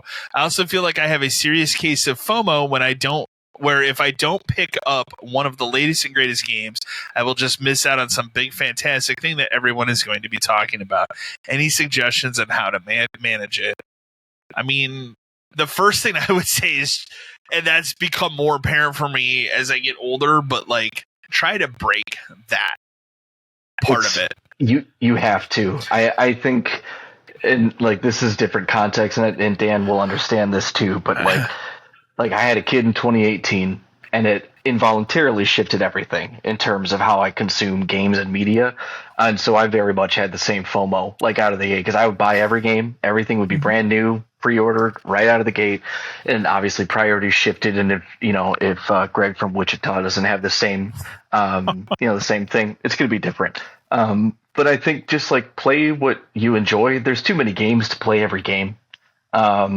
So like play what you enjoy and spend your time with it. And if something gets hot and all your friends are playing it, go get it. I don't think there's any reason to pre-order anything ever. So not reason there isn't. Yeah. Well, it depends if it's like limited, exactly. right? Like if it's like a limited, I should contextualize that. Like when it comes to like Battlefield 6, like you don't need to. Well, like I think 6, I give a good example right now of like Dan and I both have Final Fantasy Tactics Reserve. Because well, that'll be limited, especially physical. Yeah. Well, there's that. There's Amazon has a special version of it. So that's right. the thing about like backlogs and like buying stuff immediately is in the past, even as little as 10 years ago, if you wanted a game day one, you had to pre-order it, you had to go get it physically, and you had to pick it up because there would be limited copies. You might not be able to get a copy. These days, everything is digital. Like you can buy it whenever you want. If you don't care about owning a physical copy, you can buy anything you want at any time, almost. So you don't really the FOMO stuff, like you don't have to worry about so much anymore, which is nice. Where if it's a game I feel like I definitely want, I pre-order it. Like Tactics, I want right away. Claire Obscure, I knew just from working at a game store, I knew I have to reserve this, or I'm not going to get it. But stuff that like I might be interested in, or like Outer Worlds 2, great example. 5 years ago, I would have pre-ordered it. So I'd have been like, I got to get it right away. Even if I'm not going to play it right away, I'll probably play it pretty soon. Nah. Now I know in my head that like I have other things to play. I have kind of a plan in place of like things to play. And I'm probably not going to get to Outer Worlds 2 until middle of next year. At which point, I will just watch Woot or Best Buy or wishlist it on my PlayStation to watch it go down to 30. I kind of I have this thing now where like I immediately when I hear about a game, I put a value on it in my head. Kyle's like that. Kyle and I talk about it like that all the time. Right, put a value on it in my head of like what I'm willing to pay for. This is what I'll pay for this. Final Fantasy Tactics, $50? Absolutely. Like Claire Obscure, they fucked up. I would have paid him $7. It's you kind of have to justify it like that. And the way I work through my backlog is I kind of have a thing where I'm playing one game that's current now, but then I'm playing a game of a different style from a while ago. And then I have like a game that like the three of us play together. And then I have a game that like me and two of my other friends play together. So like I have like 4 games running at once. Right, but they're all I try to make them all different. So like my current rotation, quote unquote, is I'm playing Digimon because I want to get it done by the time the next one comes out because I do want to play that right away.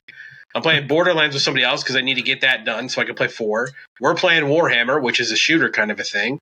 And then like a lot of times I'll have like an RPG going at the same time too because they're all different kinds of games. So that's the way I manage mine is pull something off the shelf. It's a different style and play through that. If I'm go ahead. No. It's like if I'm playing too many games that are the same, like we talked about Gears of War, Kyle, but like we're still playing Warhammer. I don't want to play both of those at the same time. No, same I don't fucking either. game. And I like think having that rotation is so important because I used to I don't know how you guys play or how Greg plays, but I used to be like I would have like 1 or 2 games installed and I wouldn't want to install anything else until I finished them or I finished one. I still have some of that.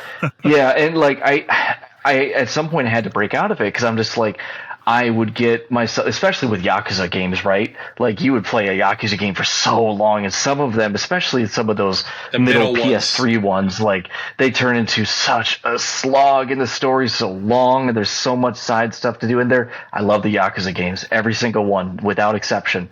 But boy, they run long, and so when you have it in your stupid head, there's like, no, I have to finish this. Like you limit yourself. Like I started Infinite Wealth, Yakuza Infinite Wealth, like a dragon, whatever the fuck ever, months ago. But I've just left it like untouched for probably a month and a half at this point because like I needed a break. Right. I've been playing a whole bunch of other stuff. It's not hard to go back and remember how to play and how those games work.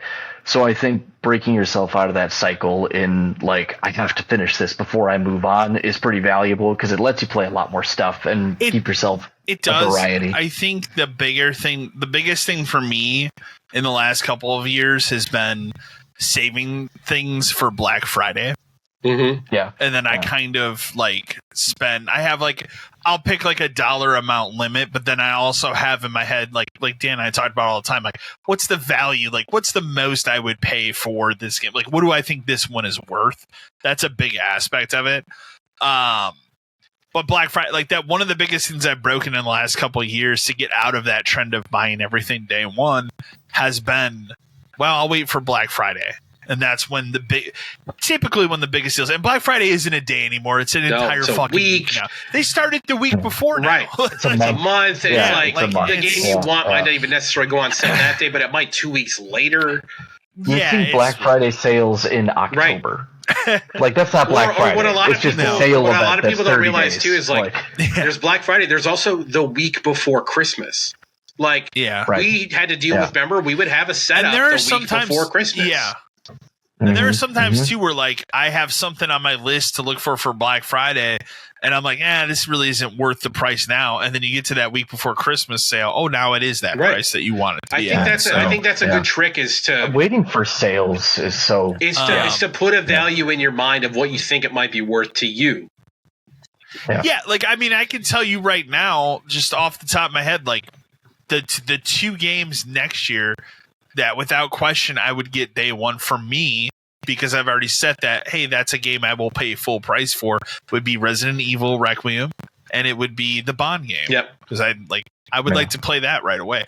Everything else, like even the stuff coming out right now, and we'll talk about it more in the next email, but like Ghost of Yotai, maybe I'll get that when it's half of the price that it will be. But I don't feel like I need to play that immediately. And that's a lot of the things. This year, I was looking at everything the other day, and when I was running through like what I'm going to do on my channel the rest of the year, because I put that video out recently, the only game I'm getting this fall day one, 100% for sure, is Silent Hill F.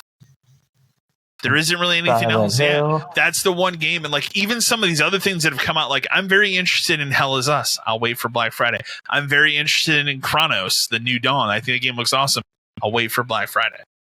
Some of these other things that are coming out, like Battlefield, like I know the Battlefield's a little bit of a trickier one because I know it will be cheaper within 2 weeks because that's what they do. Battlefield's always cheap relatively soon. They always do that. Yeah. So. But yeah, that's for me as far as like purchase stuff. As far as like the backlog, I'm still pretty terrible at it. I still tend to stick to like that one game I'm working on. Obviously, we have the Warhammer we're playing right now. For me, because I'm so addicted to them, I always have some sort of simulator going. Right now, it's the Waterpark one. Before it was the grocery store one. It's just that seems to be for me the cycle of how those games go. And right when I get to the point of like, okay, I think I've kind of done everything in this one. Another one comes along. So that's how those have been for me. But those are also my relax. I don't give a fuck. Put on some YouTube video in the background and play a game. So, but that's how I get through my backlog. But to break that FOMO thing is one of the hardest things. The other thing, and this will be different. This is different than you both. But like one of the things that I broke myself away from a while ago is, and again, I'm going to preface by saying I know it's something you both like, or especially you do, Dan. But I don't go for every trophy or achievement anymore. Right. I used to be that person, but just to get to more games, I'm not that person anymore. A game has to really capture my attention. Or I go, man, I really want to get everything done in this game. Like, example would be Control. I loved Control. I wanted to do everything. I wanted to read everything in that game, and I did. So, but a lot of times too, like especially like a Yakuza game, there's no fucking way. There's so much. You get to a point where you're just like, I'm those good games here. Are such a grind. The story's to get done. A platinum, and I can never play those back to back either. Like you get done with the Yakuza game, I got to do something else for a little while before usually I jump to the next one. It depends on how much I like the one that I just finished. If I would love really to play liked that it, pirate one, but I have about half of Infinite Wealth to play yet. So I'm in the same exact boat, same boat. And I think that pirate game looks fantastic. Yeah, and it is on my Black Friday list. So I will grab that when it is 25 or 30. That's probably I'll do 30 because they'll do what they usually do is they do a 35 one. That's the game and all the DLC, everything. So that's usually what I'll get. Is just get that, get everything, cover it, and I'll be good.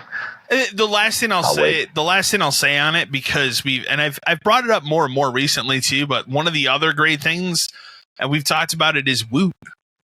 Like I couldn't tell you how many like things that I found on there where it's like, well, this is like even Nintendo stuff, and it's just like, wow, this is a pretty decent deal. So that's a good place too if you don't need to get something immediately. That they put their overstock on that, and here you go. Here it's $20. Like Slitterhead, which I got for 30, is down to 20 now. So there you go. I was in on that at 30, and I still have yet to open it, but yeah, that's how we kind of all get through it. So, Brett from Houston, Texas, is this the most boring fall for new releases games ever? COD is a yawn. Battlefield seems decent. Outside of that, we have Ghosts of Yotai and Outer Worlds 2, and that's really kind of it. There's smaller stuff in between, and I'm sure I'm forgetting a major release or two, but it really seems like year after year, the fall landscape for releases is just getting worse and worse. And this is the worst one by far. What do you guys think? It has been getting worse, but I also think like companies release games more in the spring now. Release dates aren't really a thing anymore in terms of like building for holiday. No, you used to be able to set your watch by like you said, everything digital. Well, you used to be able to set your watch with like there's going to be Call of Duty in November. There's going to be like a Forza game in October. There's always going to be. There's going to be something. November, everything starts in September. Like it was, and like it's going to run. There's going to be something in December. It was always going to be like that, and it's just not a thing anymore. Would it break the industry if Call of Duty decided to release in like March next year, or like if they ever delayed one? It'd be super weird. I don't know. Because like I would think I would say. If there was ever a time that it was going to happen, I would think it would be this year because they are terrified of Battlefield. But what is it? Delay that to what March? Does it matter to me if I make a game that's not even close to what Call of Duty is? The thing is like it used to move the needle for everything if it got moved even a week, because it's like, well, if somebody buys one game, they're not going to buy another game this year. That's not how it works anymore. It's you kind of justify it, but like, well, Battlefield and Call of Duty, maybe some people will jump ship, but Call of Duty's also isn't it on Game Pass? Yes. Then who the fuck cares? Like second year? Yeah, so it doesn't matter anymore. Like Game Pass has changed all that. Plus has changed all that too. It's just like Holiday. You can't be expected for things like build up to Holiday anymore. No, you really can't. That doesn't exist anymore. It's not what they care about anymore. They care about getting stuff out when they need it for their financial stuff. Yeah, I mean, because they used to care about getting people in stores. Yeah. That's what they wanted. They wanted to get people in stores. Because like there wasn't any profit in the new games. Right. Like profit on new games is like $6-7, if that. So like the profit was all of the add-ons, reservations, Battle Pass, GPGs, Battle Pass, like everything like that. That's why. So like it was at a time when everything was like a weird hybrid where we were still mostly physical games, but there was a ton of like non-physical stuff that they wanted to add to it. Now that everything's just digital, there's not that stuff to just They're add not to those expecting people to transactions go to anymore. stores to buy Like, this stuff anymore. They're not looking for that. They're not looking for the add-ons, the attachments. It doesn't exist. So the world you once knew is no longer here. Since it's brought up, like maybe it's just me, but like I feel like there's zero hype around Ghosts of Yotei. Like I'm sure there is on the subreddit. I think the people who care about it care about it. I think everybody else is. It's going to be like. I don't remember Tsushima being super popular either. Like I just don't. I guarantee all of us saw that game, and we just all thought $30. We all saw it, thought that's $30. Oh, that's what I thought. That's what I paid for, immediately. That's what I paid for Ghosts of Tsushima, and played it months later. Like I didn't play it right away. Yeah. But also, and that's not to detract from the quality of the game, how it looks, how it plays, the character, anything like that. It's like that's a game I have no FOMO about. It's like I'll play when all the DLC is out. They're done patching it. And that's another thing. That's one other thing that I want to mention about FOMO. So many games launch broken. Like 75% of games at this point, they need a year of patching to be a solid, functioning. I can give you the perfect example about why FOMO shouldn't be a thing you care about anymore, and the game is called No Man's Sky. Everyone, right. Seriously. I bought it. That game wasn't a game until like 3 years later. Until we couldn't keep it in stock, and I'm like, well, shit. I feel like I'm missing out on playing No Man's Sky. And then I played it for a while. I was like, I don't think I missed out on anything. We put 20 hours into it, and then we're like. I'm done. Right. Like I'm good here. And now we're what, 7, 8, 9 years later, something like that. It's one of the most expansive open universe. It's an incredible game when I played it 3 years ago.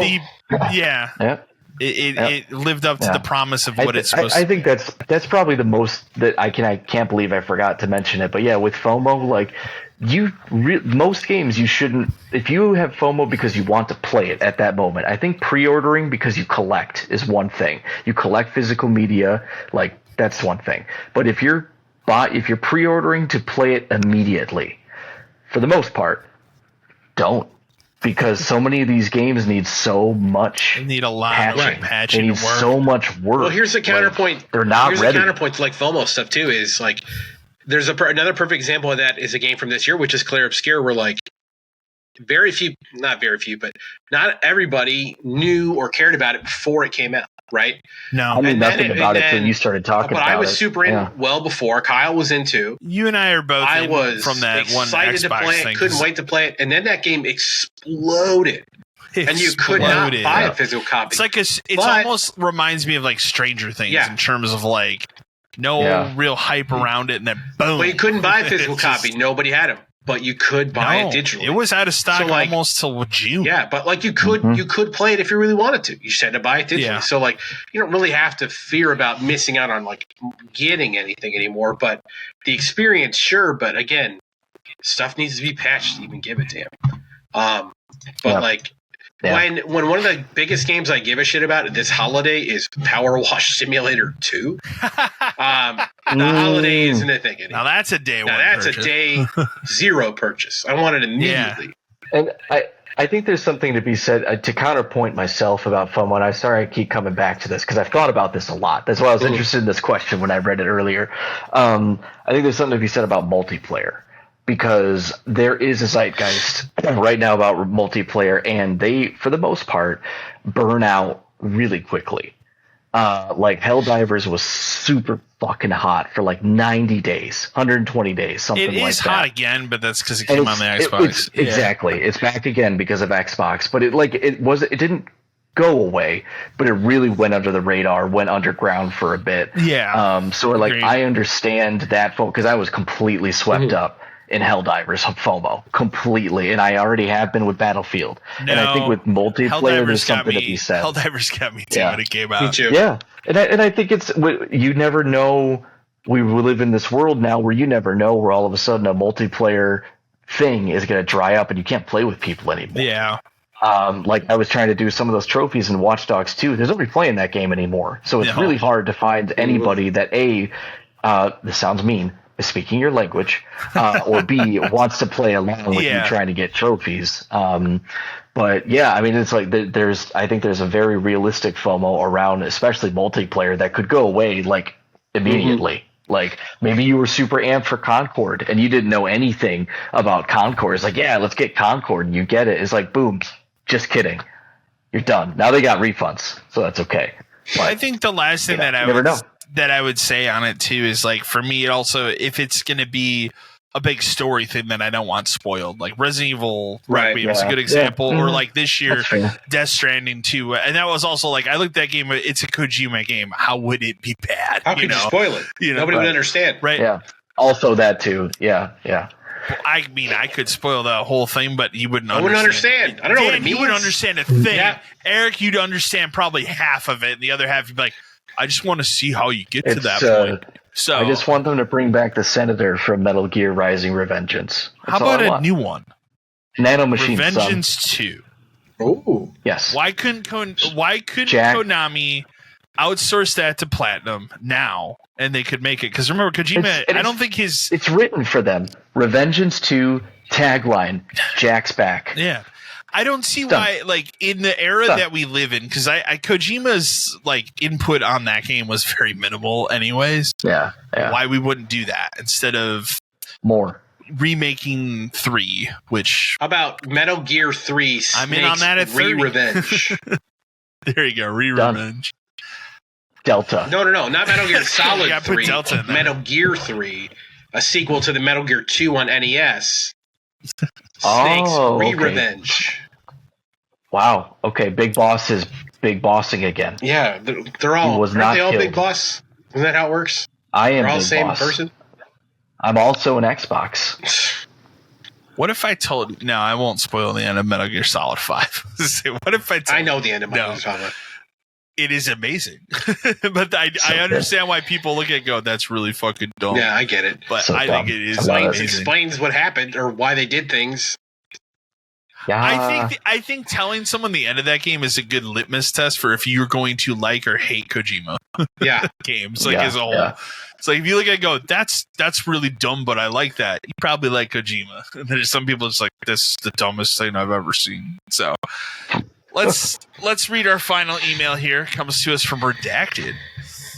Charlie writes and says, "Howdy, 572 dudes, longtime listener. I just wish they would shut my store already. So overworking for this soulless company, I'm over the long days, the Pokemon cards, trying to get people to reserve anything, metrics in general, and just overall shit customers. I used to love going to GameStop when I was younger, and it was my dream of mine to work here. I've been with the company for almost 10 years now, and we'll pass that mark in November. But I just can't get over that they don't close our store. To give a little context, my store is located outside of a mall that is dying. There is also a location within the mall, which makes it even crazier to me that we are still open and we somehow get a pass year after year. I know that our rent is cheap, but damn man, the store around me is just falling apart and they won't fix anything. And yes, I have slowly been looking, but I really want them to close the store for me so I can hopefully get some severance as a manager and have just a little bit of time before I jump right into something else. What advice would you give me?" Boy, that seems like that's a tailor-made email for you, Dan. I mean, the worst part about it is it sounds like everything I was dealing with 10 years ago. Like, how would you? We were in a dead strip mall. We had no anchor stores. The only thing that even kept people coming to our area was an old dirty Chinese buffet. The fact that it existed since it was a Funko Land in the 90s. And a trampoline store where kids were hurt all the time because the guy who owned it didn't upkeep it. Like, it was just, this is all exactly what we had to deal with. And it's because it's cheaper to keep your store open than close it almost at this point. Yeah. Because regardless of how it's falling apart or all the shit that's happening to your store, people are still coming in and they're still spending money. So there has to be a reason. And they're still trading in trash that they stole. There's still money for them to be making off of the fact that your store even exists. The dying mall doesn't affect your store. What it's going to affect is it's going to affect the store in the mall, which is going to die. And it's going to drive what little people were going to that store to yours, which is going to increase how much money your store makes compared to like how little it pays anyone to even work it. Like, it's actually going to counter. It's going to fuck you the other way, because I don't know if they see value in mall stores anymore, because even dying malls, I guarantee, are costing an arm and a leg to rent, because the one in our mall finally is gone, and yours is too, or the one outside yours. The one outside of the mall that's by me is gone. Mm-hmm. I have not been inside of the mall. Still open. But like, eventually the mall rent will get too high. And like, our mall is a success. My mall is a successful one. It's the most successful one in the area. I can't trust Google to tell me, because like I trusted Google that day and drove up. Google, like, they don't update if they're open or closed on Google. They don't know. Shit. I understand where he's coming from in terms of like hanging on to get the severance, but I mean, you're playing a game where that could be years even still, because we've talked about it where back when we worked there, even back when you worked there, Eric, because you left before either of us did, people would still come in and be like, you guys only got 5 years left, 4 years left, 3 years left. That was 10 years ago. We've talked about it. My thought for how when this company disappeared is overnight, when they literally go, it's gone. Yeah. We're closing all stores we're ceasing operations in North America by blah, blah, blah, blah, blah. And it's just, that's what's going to happen. And all employees are just going to get a note on the door. Hey, you're going to get an email that says, print this note. If you want to be paid to pack all this stuff up and send it to our warehouse, stay on and do it. Otherwise, lock the door and leave. That's what they're going to do. Yeah. Like, it's going to be the kind of thing where Chewie finally bails, gets his golden parachute for tens of millions of dollars to go fuck some other company into the ground.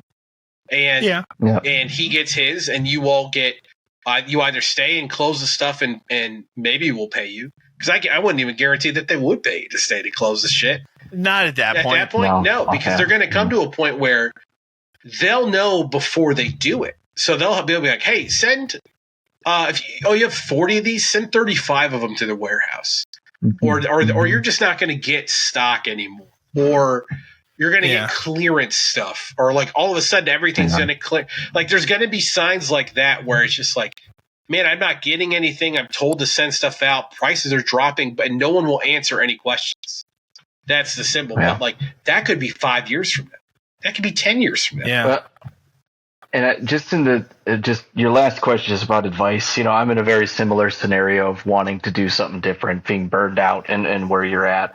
And like, if you have the opportunity, man, just like find what you want to do and find what you need to do to work towards that. Like if it's school, if it's a tech school, if it's something that you can do online, like start doing that now. Do it on the side. If you want to hang out, if you want to hang out until GameStop finally decides to pull the trigger, that's fine. Like I get it. Like what you've put in that amount of time, you want to get something for it. I totally get it. But I also think it's valuable. Like prep yourself, because like Dan said, it could be literally our store was closed in 2017, and had we not had the fight with the landlord, right? It would have been open until it finally got torn down a couple years ago. we still would have been. I think it would have made it till the pandemic, and then I think that would have been what would have killed it. I guess it would have depended on, I guess, who owned it. Man, and if we had somehow pulled off that move, remember there was like a 2-week period where we were looking at locations to move the store. If we had pulled that move off to where it was supposed to go, which is actually just across the parking lot, it would still be there. Like, I guarantee that building's still there. Oh, would that have been closer to Buffalo Wild Wings or whatever? So there was, remember the Jimmy John's you could see across the thing? Yep, I remember. There was one to the left of it that was empty forever. That would have been a better spot. Easier to see. It was one of 2 spots they were looking at, and I told them, I was like, of the 2, that's not the one I would take. But if you're going to do it, do it. But then, right after that is when the building got sold to the guy, and then the whole thing tanked because we were looking at the building was owned by people who own the other 2 buildings that we were looking at moving. So it would have been like, we're not going to pay anymore. We're just going to move. And then it became, well, we don't lease that. We're not going to do that kind of thing, which is strange because that location is still empty. So it could have easily gone there. It is. But I don't doubt that if we had moved, that store would have survived COVID and it would still be open. Especially given what's going on now in that area. Yeah, I think it would have even been even better for it to stay there. Probably. So, the waiting game, it's tough to play the waiting game because I can't guarantee your store's going anywhere as long as it makes money. Yeah. If your store were to all of a sudden become negative, like for the year this year, I still think it would take another year. Or if they go to re-rent the place and they're like, yeah, we'll do the same deal, they're going to keep it. If your building decides, well, we're going to increase it by 10%, that's when GameStop will say, never mind. Yeah, that's when they're out. But you never know when that is. Like, because drive around your town, see how many empty fucking buildings there are. People want money just because they want anyone in there. Because it's still costing them money to own the building, even if nobody's renting it. So, yeah, it's tough. But to get at, I get wanting to get a severance. I would tell you to do some research on what that severance might actually be. I was gonna say, don't expect much, man. Yeah. Because 8 years ago, I got 6 weeks, which at the time was the most. I was capped on whatever maybe it wasn't 6 weeks, whatever it was. No. I got the max. Well, then they also at that point pay out whatever vacation time you had used to, or no? Yeah. Okay. I got basically everything in a check that was taxed.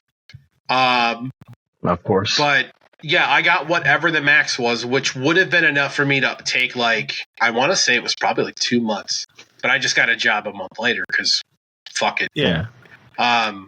So I would do some research to find out what that actually is, because things that.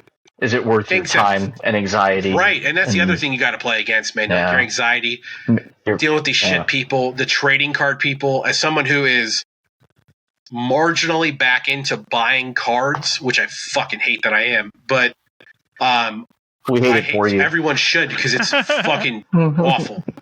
But as someone who's marginally back in and is on the cusp of knowing what some of these people are like, trading card people are fucking scum. Awful. Scum people. Awful. Reseller, awful. And I hear about it all the time from my friend who still works there, people banging on doors, Pokemon events, getting pissed at limits. You know what, dude, here's a thought. Here's a thought about you collecting these Pokemon cards. Go fuck yourself. That's a thought. They're also not for you. 99% of these people are scalpers. Oh yeah, they're resellers. Not, very few people. Remember when kids used to be able to walk into a store and buy a pack of Pokemon cards? It's not a thing anymore. It's just not. Nope. No. I have to pre-order the cards I want to get. You have full-grown adults walking into Costco with carts to buy. Oh, those videos are insane. I don't understand a world in which any Costco tolerates any of that behavior. I don't. What is the fucking? Are you nuts? At the end of the day, baby, they just don't care. They're getting paid the same amount. Whoever walks out with it. But I still think that keep it behind a fucking counter. You have to come up to me. It's behind a fucking rope, and there's a security guy standing right here, and I will hand you the limit. What an insane thing that we haven't even have to discuss over fucking Pokemon. It's nuts, man. It's disgusting. Come on, man. But it's crazy. Costco's that so dump the pallet and go, here you go. Like those are the whoever works at those stores are the dumbest fucking people on the planet. We were talking about it yesterday, Dan. Like we were talking about those Tron 4Ks that came out, and like they're already limited, right? Because they're steelbooks, and of course they're separate SKUs, so you got to do this 2 separate ones. Yeah, and after I think it was maybe 2-3 hours after you couldn't find them anymore, I was on one of the 4K subreddits that I'm on, and you could go to one seller who was magically had 20 copies of it, and he was selling them for like $70 a pop. Like, what is like what? Why do we even just do this shit anymore? Just if people want things like that, just let them pre-order and let as many pre-orders run as you need. And tell them we will start manufacturing with pre-order window. As much closes. as I hate limited run games now, it was worse before when they said we've got 3,000 copies of this. Yeah, are you fucking never nuts? get anything. Now it's at least you have a 4-week pre-order window, and then when the window is closed, we will print and manufacture them, and then when that's done, we will begin shipping. That will be in approximately 6 to 8 months. Now, limited run games lies about how long it will take. Yeah, but correct. That is the way to properly handle pre-orders. You say, you have 4 weeks to do it. We're telling you ahead of time. Get on the mailing list. We will tell you to do it. Anytime you put a number on something, you're done. It's over. It's over because all of the scalpers are in. They know exactly where the money is. They limit it by address. Of course they do. No, we don't allow duplicate orders. Our system is set up to protect that. Program an AI to possibly try and purchase at multiple different places with multiple 20 windows open on my computer. That would be with 20 different free accounts created. You know what? You're right. It is not a flawed system. You have the thing about it is like they don't care. The Tron people, they don't give a shit. Like they're making their money and sending Disney. Disney doesn't give a fuck. They made their money. They're out. But like the card people, like just from working at a GameStop now, I can't even imagine what that's like now. It was starting to get bad when we were there, and that was before the pandemic ruined everything. I mean, we had to deal with video game scum, which we're a part of. We are video game scum, so we had to deal with that. As the manager of a GameStop, I was their king. Right? Yeah, you were the trash. Yeah, but now it's. That's right. Yeah, but you can't buy them rated games, boy. The pandemic destroyed society. The pandemic destroyed collecting of any kind. Collecting of any kind. The fact that I'm still waiting for the game. Like, the fact that sports cards are back is insane to me. As someone who collected them in the 90s and still has a ton of those, and they're all worthless. The fact that like we're ripping boxes and we're breaking boxes and we're selling them on this and we're a whatnot. We're going to the convention and it's a $100,000 hit. And when I show you it on a video, I slowly slide it off and it takes me 17 minutes to reveal the one card behind the other card. And then when it goes out, my hands are shaking because I didn't already know what card it was. Or the fact that I'm a successful breaker online and I just seem to get all of these hits. It's almost like Topps knows where the cards are, and they know where to send it. The whole thing is a scam. Grading stuff is a scam. The pandemic ruined everything, and it's true. And by that, now that it's over, it has all of those people are now free to roam the earth and wander into a GameStop and ruin your life. I'm glad I got out of the retail space before the pandemic. My God, that would have broken me for sure. Like I was already punished, but that would have broken me. God, Gen Z kids unable to communicate in person or on the phone. I can't imagine how any Gen Z kid gets a job in retail. I don't understand. Like, oh my gosh, it was impossible when I ran the store. Now, holy shit! Oh, you're talking about the people like the kids that would churn in applications and it just couldn't have a 2-minute conversation with me. And then we look at each other and go, nope. And we put it in the cabinet and be done with it. Had 2 clipboards. Yep. Yes, yeses and Let's no's. just say one clipboard was much thicker than the other one. But they couldn't have a conversation. No. That was your interview. Yeah. Couldn't do eye contact, couldn't maintain. Well, they play games. Yeah. They play video games all the time. Yeah. That's good. Good for you. Can you communicate with a human? Care. I don't care that you play video games. What does that mean to me? Yeah, right. Well, we can wrap it here. As always, send your emails into podcast572@gmail.com. Thanks for super special VIP guest Eric for joining us. Yeah, it's fun. Good to be back. And we will be back in another 2 weeks for another edition of the podcast. Thank you for listening or watching. Thank you, everyone. Thank you.